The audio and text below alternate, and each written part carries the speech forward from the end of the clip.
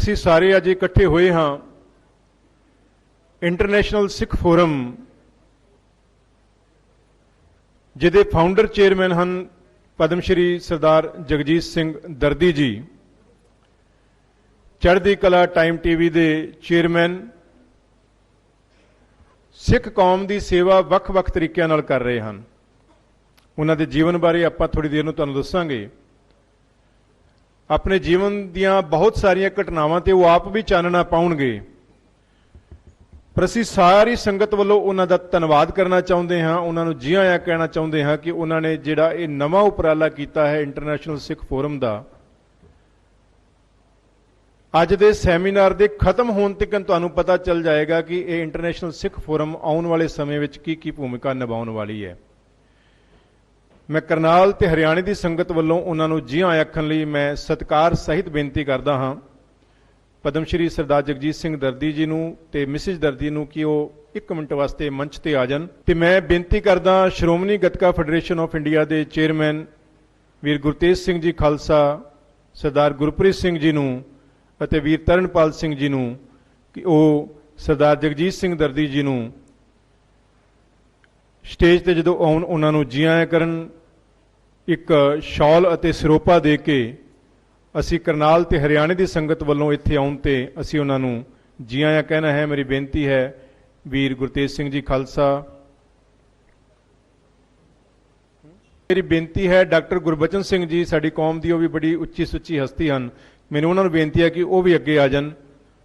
Doctor Gurbachan Singh ji ਵੀ, ਵੀਰ ਅਹੂਜਾ ਸਾਹਿਬ ਨੂੰ ਬੇਨਤੀ ਹੈ ਕਿ ਡਾਕਟਰ ਗੁਰਬਚਨ ਸਿੰਘ ਜੀ ਨੂੰ ਵੀ ਅੱਗੇ ਲਿਆਂਦਾ ਜਾਏ। ਸਰਦਾਰ ਜਗਜੀਤ ਸਿੰਘ ਦਰਦੀ ਜੀ ਦਾ ਇੱਥੇ ਪਹੁੰਚਣ ਤੇ ਅਸੀਂ ਜੀ ਆਇਆਂ ਕਰ ਰਹੇ ਹਾਂ। ਤੇ ਨਾਲ ਹੀ ਮੇਰੀ ਬੇਨਤੀ ਹੈ ਮਨਜੀਤ ਕੌਰ ਪੰਨੂ ਜੀ ਨੂੰ ਕਿ ਉਹ ਆਉਣ ਅਤੇ ਸਾਡੇ ਸਤਿਕਾਰਯੋਗ ਮਿਸਿਸ ਦਰਦੀ ਜੀ, ਉਹਨਾਂ ਨੂੰ ਵੀ ਸਰੋਪਾ ਦੇ ਕੇ ਉਹ ਇੱਥੇ ਆਉਣ ਤੇ ਉਹਨਾਂ ਦਾ ਸਤਿਕਾਰ ਕਰਨ।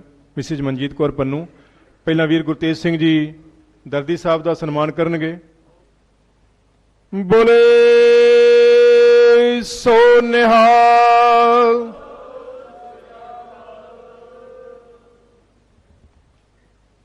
ਬੋਲੇ ਸੋ ਨਿਹਾਲ। ਬਹੁਤ ਬਹੁਤ ਧੰਨਵਾਦ। ਮੇਰੀ ਸਾਰਿਆਂ ਨੂੰ ਬੇਨਤੀ ਹੈ ਕਿ ਅਸੀਂ ਆਪਣਾ ਆਪਣਾ ਥਾਂ ਲਈਏ ਤਾਂ ਕਿ ਪ੍ਰੋਗਰਾਮ ਨੂੰ ਅੱਗੇ ਵਧਾਇਆ ਜਾ ਸਕੇ।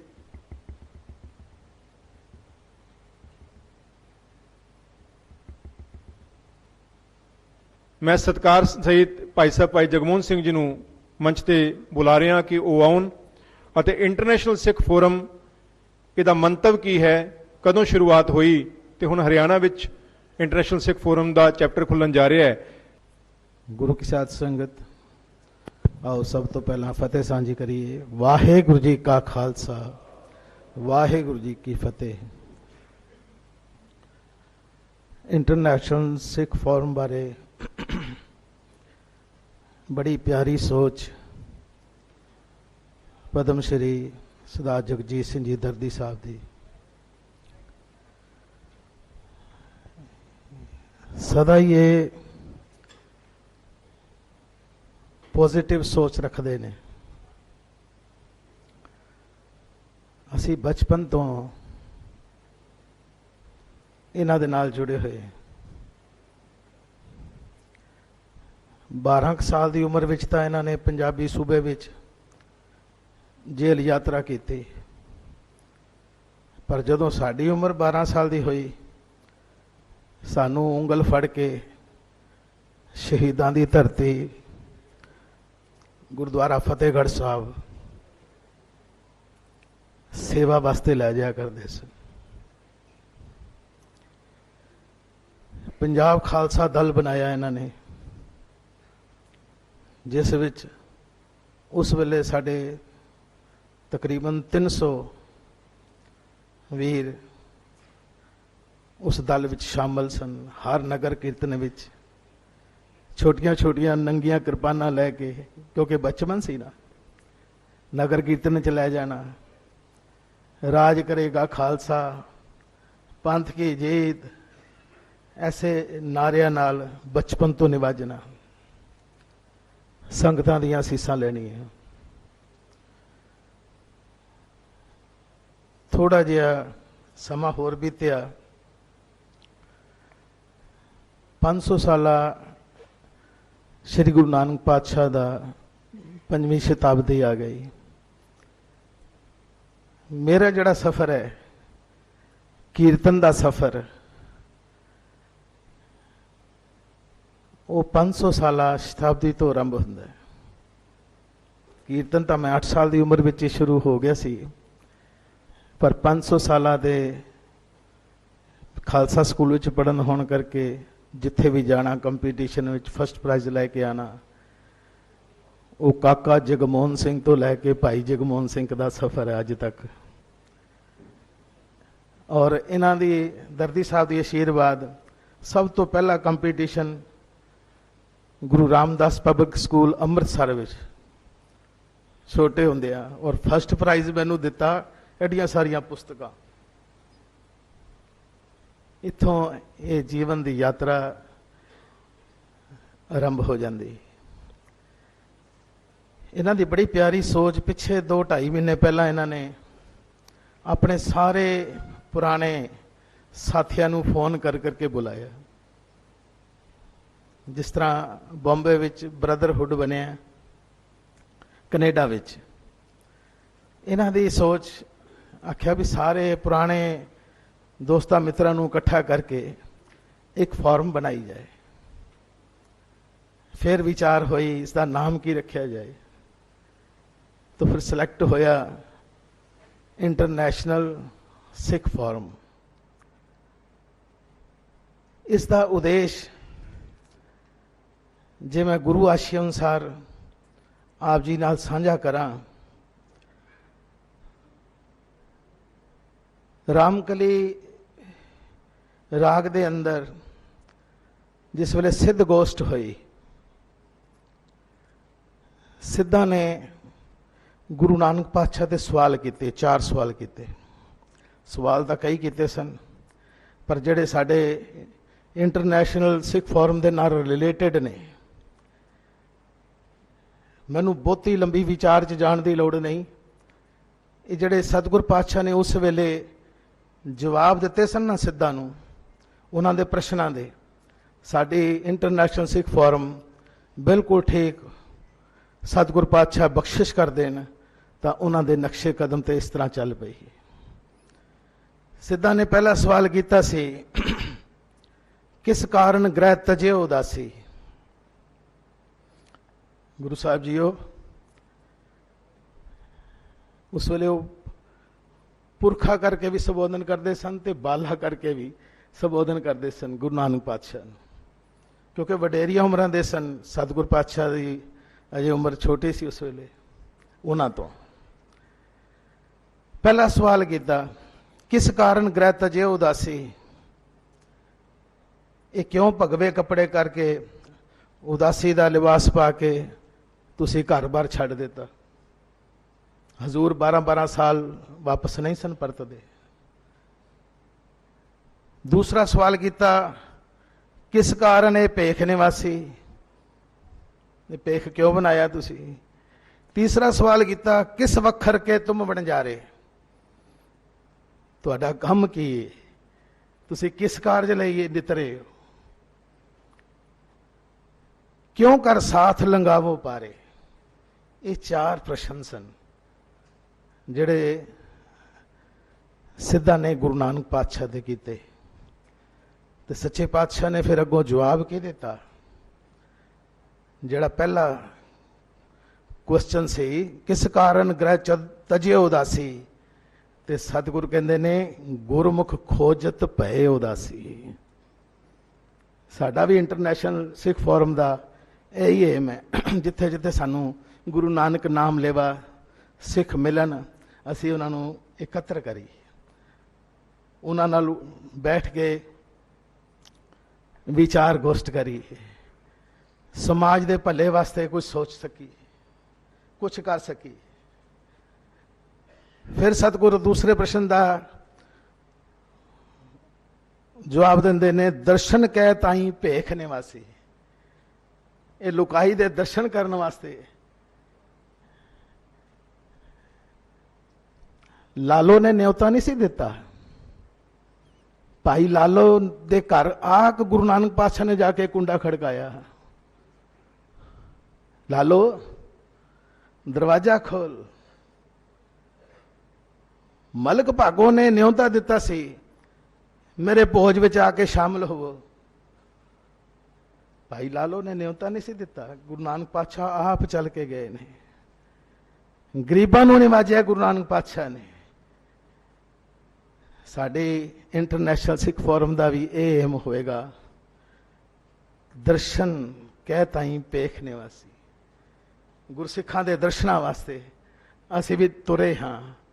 ਇਹ ਦੂਸਰਾ ਹਰਿਆਣਾ ਪ੍ਰਦੇਸ਼ ਦਾ ਜਿਹੜਾ ਯੂਨਿਟ ਸਾਡਾ ਬਣ ਰਿਹਾ ਹੈ, ਪੰਨੂ ਸਾਹਿਬ ਨੇ ਬੜੇ ਸੋਹਣੇ ਵਿਚਾਰ ਦਿੱਤੇ ਸਨ। ਪਟਿਆਲਾ ਜਿਸ ਵੇਲੇ ਪਹਿਲਾ ਯੂਨਿਟ ਸਾਡਾ ਬਣਿਆ, ਅੱਜ ਕਰਨਾਲ ਦੀਆਂ ਸੰਗਤਾਂ ਦੇ ਦਰਸ਼ਨ ਕਰਵਾ ਰਹੇ ਨੇ, ਗੁਰਸਿੱਖਾਂ ਦੇ ਦਰਸ਼ਨ ਕਰਵਾ ਰਹੇ ਨੇ। ਮੈਂ ਰਾਤੀ ਵਿਚਾਰ ਕਰ ਰਿਹਾ ਸਾਂ ਆਪਣੇ ਮਨ ਨਾਲ ਵੀ ਸਾਡੀ ਸਿੱਖ ਫੋਰਮ ਦਾ ਕੀ ਏਮ ਹੋਣਾ ਚਾਹੀਦਾ, ਕੀ ਨਿਸ਼ਾਨਾ ਹੋਵੇ। ਅਸੀਂ ਗੁਰੂ ਨਾਨਕ ਪਾਤਸ਼ਾਹ ਦੇ ਨਕਸ਼ੇ ਕਦਮ ਚੱਲੀਏ। ਜੋ ਪਤਾ ਗੁਰੂ ਨੇ ਸਾਨੂੰ ਜੀਵਨ ਜਾਚ ਬਖਸ਼ੀ, ਉਸ ਵਿੱਚ ਅਸੀਂ ਇਹ ਯੋਗਦਾਨ ਪਾ ਸਕੀਏ। ਤੀਸਰੇ ਪ੍ਰਸ਼ਨ ਦਾ ਉੱਤਰ ਦਿੱਤਾ ਸੀ, ਕਿਸ ਵਖਰ ਕੇ ਤੁਮ ਬਣ ਜਾ ਰਹੇ। ਗੁਰੂ ਨਾਨਕ ਪਾਤਸ਼ਾਹ ਕਹਿੰਦੇ ਨੇ, ਸਾਚ ਵਖਰ ਕੇ ਹਮ ਬਣ ਜਾ ਰਹੇ। ਸਾਚ ਵਖਰ ਕੇ, ਸੱਚ ਨਾਲ ਜੁੜਨਾ, ਸੱਚ ਨਾਲ ਜੋੜਨਾ। ਔਰ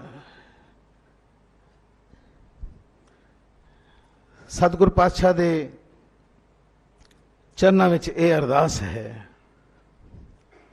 ਕਿ ਸਾਨੂੰ ਇਹਨਾਂ ਤੇ ਪਹਿਰਾ ਦੇਣ ਦੀ ਆਪ ਸਮਰੱਥਾ ਬਖਸ਼ਣਾ।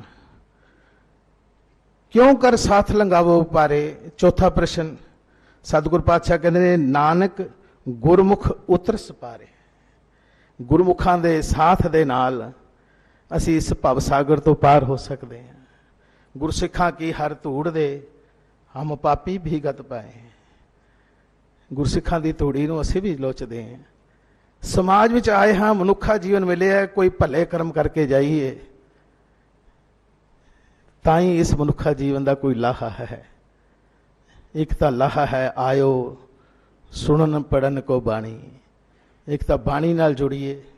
ਦੂਸਰਾ ਸਮਾਜ ਦੀ ਭਲਾਈ ਵਾਸਤੇ ਬੱਚੇ ਜਿਹੜੇ ਅਸਮਰੱਥ ਹੁੰਦੇ ਨੇ ਵਿਦਿਆ ਤੋਂ, ਬੜੀਆਂ ਬੜੀਆਂ ਫੀਸਾਂ ਹੁੰਦੀਆਂ ਨੇ PCS IPS ਬਣਨ ਵਾਸਤੇ, ਜਿਹੜੇ ਨਹੀਂ ਦੇ ਸਕਦੇ ਉਹਨਾਂ ਦੀ ਬਾਂਹ ਫੜੀ ਜਾਏ।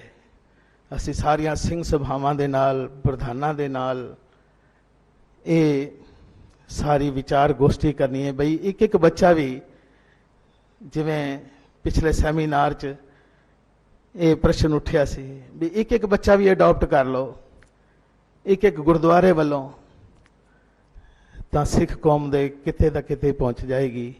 ਸੋ ਇਹ ਸਾਡਾ ਨਕਸ਼ ਹੋਣਾ ਚਾਹੀਦਾ ਹੈ। ਇਤਨੇ ਬਚਨਾਂ ਨਾਲ ਖਿਮਾ ਦਾ ਜਾਚਕਾਂ, ਭੁੱਲ ਚੁੱਕ ਦੀ ਖਿਮਾ। ਵਾਹਿਗੁਰੂ ਜੀ ਕਾ ਖਾਲਸਾ, ਵਾਹਿਗੁਰੂ ਜੀ ਕੀ ਫਤਿਹ। ਡਾਕਟਰ ਮੇਜਰ ਸਿੰਘ ਜੀ ਸਾਬਕਾ ਪ੍ਰਿੰਸੀਪਲ ਗੁਰੂ ਨਾਨਕ ਖਾਲਸਾ ਕਾਲਜ ਕਰਨਾਲ, ਬਹੁਤ ਹੀ ਵਿਦਵਾਨ ਨੇ। ਰਿਟਾਇਰਮੈਂਟ ਤੋਂ ਬਾਅਦ ਵੀ ਕੌਮ ਦੀ ਸੇਵਾ, ਮਨੁੱਖਤਾ ਦੀ ਸੇਵਾ ਕਰ ਰਹੇ ਨੇ। ਮੈਂ ਉਹਨਾਂ ਨੂੰ ਸਤਿਕਾਰ ਸਹਿਤ ਮੰਚ ਤੇ ਬੁਲਾਉਣਾ ਚਾਹੁੰਦਾ। ਡਾਕਟਰ ਮੇਜਰ ਸਿੰਘ ਜੀ, ਸਾਬਕਾ ਪ੍ਰਿੰਸੀਪਲ ਗੁਰੂ ਨਾਨਕ ਖਾਲਸਾ ਕਾਲਜ ਕਰਨਾਲ। ਸਮੂਹ ਸਾਧ ਸੰਗਤ ਜੀਓ, ਵਾਹਿਗੁਰੂ ਜੀ ਕਾ ਖਾਲਸਾ, ਵਾਹਿਗੁਰੂ ਜੀ ਕੀ ਫਤਿਹ। ਜਿਨੇ ਰੱਖਿਆ ਨਾ ਖਿਆਲ ਜੜਾ ਆਪਣੀਆਂ ਦਾ, ਉਹ ਆਕਾਸ਼ ਨੂੰ ਹੱਥ ਕੀ ਲਾਵੇਗਾ।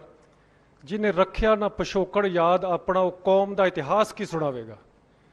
ਇਹ ਜਿਹੜਾ ਵਿਸ਼ਾ ਅੱਜ ਰੱਖਿਆ ਹੈ, ਕੌਮ ਦਾ ਪਿਛੋਕੜ, ਵਰਤਮਾਨ ਤੇ ਭਵਿੱਖ। ਕੌਮ ਦੇ ਪਿਛੋਕੜ ਦੀ ਜੇ ਆਪਾਂ ਗੱਲ ਕਰਦੇ ਹਾਂ ਤੇ ਬਹੁਤ ਵੱਡਾ ਬਾਣ ਹੁੰਦਾ ਹੈ ਜਿਸ ਟਾਈਮ ਆਪਾਂ ਆਪਣੇ ਕੌਮ ਦੀ ਪਿਛੋਕੜ ਦੀ ਗੱਲ ਕਰਦੇ ਹਾਂ। ਸੋ ਮੈਂ ਆਪ ਸਭ ਨੂੰ ਬੇਨਤੀ ਕਰਦਾ ਹਾਂ ਕਿ ਇਸ ਤਰ੍ਹਾਂ ਦੇ ਆਪਾਂ ਉਪਰਾਲੇ ਕਰੀਏ। ਆਪਾਂ ਆਪਣੇ ਪਿਛਲੇ UPSC ਵਿੱਚ 685 ਬੱਚਿਆਂ ਵਿੱਚੋਂ ਸਿੱਖ ਬੱਚੇ 10 ਆਏ ਨੇ। 10 ਦਾ ਮਤਲਬ 1.4%। ਆਪਣੀ ਜਨਸੰਖਿਆ ਇੰਡੀਆ ਦੇ ਵਿੱਚ 2% ਹੈ, ਆਪਾਂ 1.4% UPS ਕਿਉਂ? ਆਪਾਂ 2% ਨਹੀਂ, ਆਪਾਂ ਜਦੋਂ ਸ਼ਹੀਦੀਆਂ ਵਿੱਚ 90% ਹੈ ਤਾਂ UPS ਵਿੱਚ ਅੱਗੇ ਕਿਉਂ ਨਹੀਂ ਆ ਰਹੇ? ਵਜ੍ਹਾ ਆਪਾਂ ਉਹਨਾਂ ਬੱਚਿਆਂ ਦੀ ਬਾਹ ਨਹੀਂ ਫੜਦੇ, ਆਪਾਂ ਉਹਨਾਂ ਬੱਚਿਆਂ ਵਾਸਤੇ ਹੀਲਾ ਵਸੀਲਾ ਨਹੀਂ ਕਰਦੇ। ਇਹ ਸਿੱਖ ਫੋਰਮ ਦਾ ਜਿਹੜਾ ਚੈਪਟਰ ਅੱਜ ਹਰਿਆਣਾ ਵਿੱਚ ਖੋਲ੍ਹਿਆ ਜਾ ਰਿਹਾ ਹੈ, ਮੈਂ ਬਹੁਤ ਬਹੁਤ ਧੰਨਵਾਦ ਕਰਦਾ ਹਾਂ ਸਰਦਾਰ ਜਗਜੀਤ ਸਿੰਘ ਜੀ ਦਰਦੀ ਹੋਣਾ ਦਾ, ਬਹੁਤ ਧੰਨਵਾਦ ਕਰਦਾ ਹਾਂ ਆਪਣੇ ਹੀ ਐਲੂਮਨਾਈ ਸਰਦਾਰ ਪ੍ਰੀਤਪਾਲ ਸਿੰਘ ਜੀ ਪੰਨੂ ਹੋਣਾ ਦਾ ਕਿ ਇਹਨਾਂ ਦੇ ਉਪਰਾਲੇ ਰਾਹੀਂ ਅੱਜ ਇੱਥੇ ਸਾਨੂੰ ਇਕੱਠਾ ਕੀਤਾ ਗਿਆ ਹੈ। ਮੈਂ ਬੇਨਤੀ ਕਰਾਂਗਾ ਆਪ ਸਭ ਨੂੰ, ਮੈਂ ਵੀ ਆਪ ਜੀ ਦੇ ਨਾਲ ਹੈ, ਮੈਂ ਕੁਰੂਕਸ਼ੇਤਰ ਜ਼ਿਲ੍ਹੇ ਵੱਲੋਂ ਆਪ ਸਭ ਨੂੰ ਬੇਨਤੀ ਕਰਦਾ ਹਾਂ ਕਿ ਆਪਾਂ ਨੂੰ ਅੱਗੇ ਚੱਲਣਾ ਚਾਹੀਦਾ ਹੈ, ਆਪਣੇ ਬੱਚਿਆਂ ਨੂੰ ਆਪਣੇ ਪਿਛੋਕੜ ਦੇ ਨਾਲ ਜੋੜ ਦਈਏ। ਬਾਕੀ ਕੁਝ ਕਰਨ ਦੀ ਲੋੜ ਨਹੀਂ, ਬੱਚੇ ਆਪਣੇ ਆਪ ਸਭ ਕੁਝ ਕਰ ਲੈਣਗੇ। ਬੱਚੇ ਇੰਨੇ ਸੂਝਵਾਨ ਹੈ, ਬੱਚੇ ਇੰਨੇ ਇੰਟੈਲੀਜੈਂਟ ਹਨ ਕਿ ਸਭ ਕੁਝ ਕਰ ਸਕਦੇ ਹਨ। ਸੋ ਦਾਸ ਖਿਮਾ ਦਾ ਜਾਚਕ ਹੈ। ਵਾਹਿਗੁਰੂ ਜੀ ਕਾ ਖਾਲਸਾ, ਵਾਹਿਗੁਰੂ ਜੀ ਕੀ ਫਤਿਹ। ਡਾਕਟਰ ਹਰਜਿੰਦਰਪਾਲ ਸਿੰਘ ਜੀ ਵਾਲੀਆ ਜਿਹੜੇ ਚੜ੍ਹਦੀ ਕਲਾ ਟਾਈਮ ਟੀਵੀ ਗਰੁੱਪ ਜਿਹੜਾ ਹੈ ਉਹਦੇ ਵੀ ਡਾਇਰੈਕਟਰ ਹਨ, ਔਰ ਇੰਟਰਨੈਸ਼ਨਲ ਸਿੱਖ ਫੋਰਮ ਜਿਹੜੀ ਬਣਾਈ ਹੈ ਉਹਦੇ ਵੀ ਮੁੱਢਲੇ ਮੈਂਬਰ ਹਨ। ਸ਼ੁਰੂ ਕਰਨ ਵਾਲਿਆਂ ਦੇ ਵਿੱਚੋਂ ਇੱਕ ਹਨ ਡਾਕਟਰ ਹਰਜਿੰਦਰਪਾਲ ਸਿੰਘ ਜੀ ਵਾਲੀਆ। ਸ਼ੁਕਰੀਆ ਪੰਨੂ ਸਾਹਿਬ। ਸਤਿਕਾਰਯੋਗ ਸਰਦਾਰ ਜਗਜੀਤ ਸਿੰਘ ਦਰਦੀ, ਪਦਮ ਸ਼੍ਰੀ ਜਗਜੀਤ ਸਿੰਘ ਦਰਦੀ ਔਰ ਹਰਿਆਣਾ ਚੈਪਟਰ ਦੇ ਮੋਢੀ ਪ੍ਰਿਤਪਾਲ ਸਿੰਘ ਪੰਨੂ ਸਾਹਿਬ, ਤੇ ਮੇਰੇ ਸਾਹਮਣੇ ਤੁਸੀਂ ਸਾਰੇ ਬਹੁਤ ਸਤਿਕਾਰਯੋਗ ਹੋ, ਤੇ ਤੁਹਾਨੂੰ ਸਭ ਨੂੰ ਫਤਿਹ ਅਰਜ਼ ਕਰਦਾ ਹਾਂ। ਵਾਹਿਗੁਰੂ ਜੀ ਕਾ ਖਾਲਸਾ, ਵਾਹਿਗੁਰੂ ਜੀ ਕੀ ਫਤਿਹ। ਦੇਖੋ, ਕਈ ਗੱਲਾਂ ਨੇ, ਬਹੁਤ ਕੁਛ ਇਹਨਾਂ ਨੇ ਜੋ ਇਸ਼ਾਰਾ ਕੀਤਾ ਕਿ ਭਵਿੱਖ ਬਾਰੇ ਗੱਲ ਕਰ ਲਓ, ਜ਼ਿਆਦਾ ਗੱਲ ਠੀਕ ਹੈ। ਪਿਛੋਕੜ ਭੁੱਲਣਾ ਨਹੀਂ ਚਾਹੀਦਾ, ਵਰਤਮਾਨ ਦੇਖੀਏ ਕੈਸਾ ਹੈ ਤੇ ਭਵਿੱਖ ਦੀਆਂ ਯੋਜਨਾਵਾਂ ਬਣਾਈਏ। ਇਹਨਾਂ ਦਿਨਾਂ 'ਚ ਬਹੁਤ ਕੁਛ ਐਸਾ ਚੱਲ ਰਿਹਾ ਹੈ, ਜੇ ਰਾਜੀਵ ਗਾਂਧੀ ਦੇ ਕਾਤਲ ਉਹ ਰਿਹਾ ਕੀਤੇ ਜਾ ਸਕਦੇ ਨੇ ਤੇ ਫਿਰ ਬੰਦੀ ਸਿੰਘ ਕਿਉਂ ਨਹੀਂ? ਕੋਈ ਬੰਦਾ ਪੋਲੀਟੀਕਲ ਤਾਂ ਇਹ ਗੱਲ ਕਹਿ ਸਕਦਾ ਹੈ ਕਿ 14 ਤੋਂ ਲੈ ਕੇ 20 ਤੱਕ ਬਾਦਲ ਸਾਹਿਬ ਤੁਹਾਡਾ ਪਰਿਵਾਰ ਰਾਜ ਕਰਦਾ ਸੀ, ਇੱਕ ਤੁਹਾਡਾ ਮੰਤਰੀ ਸੀ, ਉਦੋਂ ਕਿਉਂ ਨਹੀਂ ਬੋਲੇ? ਹੁਣ ਕਿਉਂ ਹੇਜ਼ ਜਾਗ ਪਿਆ ਬੰਦੀ ਸਿੰਘਾਂ ਦਾ? ਇਹ ਕਿਹਾ ਜਾ ਸਕਦਾ ਹੈ ਤੇ ਕਹਿ ਰਹੇ ਨੇ ਲੋਕ, ਪਰ ਗੱਲ ਇਹ ਹੈ ਕਿ ਉਹਨਾਂ ਦਾ ਕੋਈ ਸਿਆਸੀ ਮੰਤਵ ਹੋ ਸਕਦਾ ਹੈ, ਛੱਡਣ ਵਾਲਿਆਂ ਦਾ ਵੀ ਸਿਆਸੀ ਮੰਤਵ ਹੋ ਸਕਦਾ। ਆ ਤੁਹਾਡੇ ਹਰਿਆਣੇ ਦੇ ਵਿੱਚ ਵੀ ਅਸੀਂ ਦੇਖ ਹੀ ਰਹੇ ਹਾਂ ਕਿ ਕਿਤੇ 1 ਘੰਟੇ ਦੀ ਪੈਰੋਲ ਮਿਲਦੀ ਹੈ, ਉਹ ਵੀ ਬੜੀ ਮੁਸ਼ਕਲ ਨਾਲ, ਕਿ ਬਾਪੂ ਦੇ ਜਾ ਕੇ ਭੋਗ ਤੇ ਮੱਥਾ ਟੇਕ ਲੈ, ਤੇ ਦੂਜੇ ਪਾਸੇ ਸਤਸੰਗ ਲਈ ਵੀ ਪੈਰੋਲ ਮਿਲ ਜਾਂਦੀ ਹੈ। ਇਹ ਜੇ ਇਸ ਮੌਕੇ ਜਿਹੜਾ ਦੋਹਰਾ ਮਾਪਦੰਡ ਹੈ ਉਹ ਸਾਡੇ ਸਾਹਮਣੇ ਹੈ। ਹੁਣ ਤਾਂ ਸੁਪਰੀਮ ਕੋਰਟ ਨੇ ਸੰਵਿਧਾਨ ਦਾ ਹਵਾਲਾ ਦਿੱਤਾ, ਪਰ ਮੈਂ ਨੁਕਤਾ ਜਿਹੜਾ ਦੱਸਣਾ, ਮੈਂ ਕੋਈ ਪੋਲੀਟੀਕਲ ਬੰਦਾ ਤਾਂ ਹੈ ਨਹੀਂ, ਮੈਂ ਜਿਹੜਾ ਨੁਕਤਾ ਸਾਂਝਾ ਕਰਨਾ ਤੁਹਾਡੇ ਨਾਲ, ਜੋ ਮੇਰਾ ਤਰਕ ਹੈ ਕਿ ਸਿਆਸੀ ਬੰਦਿਆਂ ਨੂੰ ਸਿਆਸਤ ਕਰਨ ਦੇਈਏ।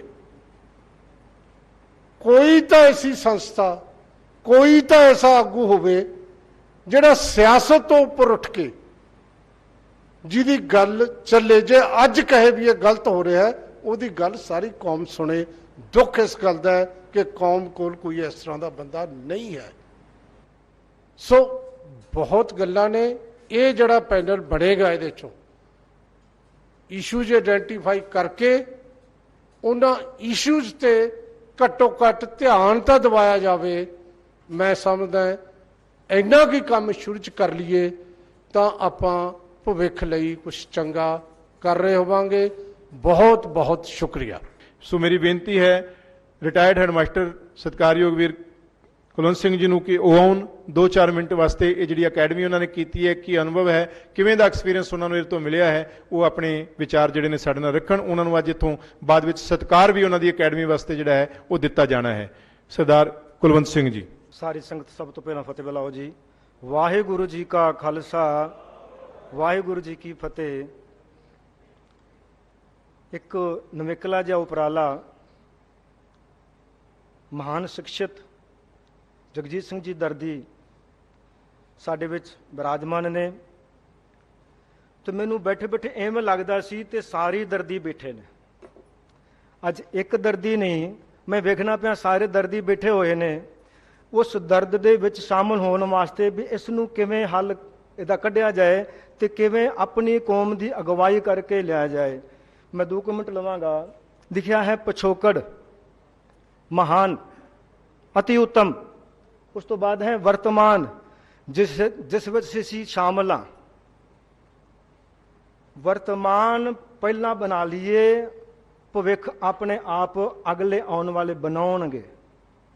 ਦੁਬਾਰਾ ਫਿਰ ਦੁਹਰਾ ਦਈਏ, ਵਰਤਮਾਨ ਬਣਾਈਏ ਤੇ ਬਣਾਉਣ ਵਾਸਤੇ ਸਾਰੀ ਸੰਗਤਾਂ ਆ ਕੇ ਬੈਠੀਆਂ ਹੋਈਆਂ ਨੇ, ਧੰਨਤਾ ਯੋਗ ਨੇ ਜੋ ਇਸ ਪ੍ਰੋਗਰਾਮ ਵਿੱਚ ਸ਼ਾਮਲ ਹੋ ਰਹੇ ਨੇ। ਮੈਂ ਟੂਕ ਮਾਤਰ ਗੱਲ ਕਰਾਂਗਾ ਕਿ ਸਾਡੀ ਸਿੱਖ ਕੌਮ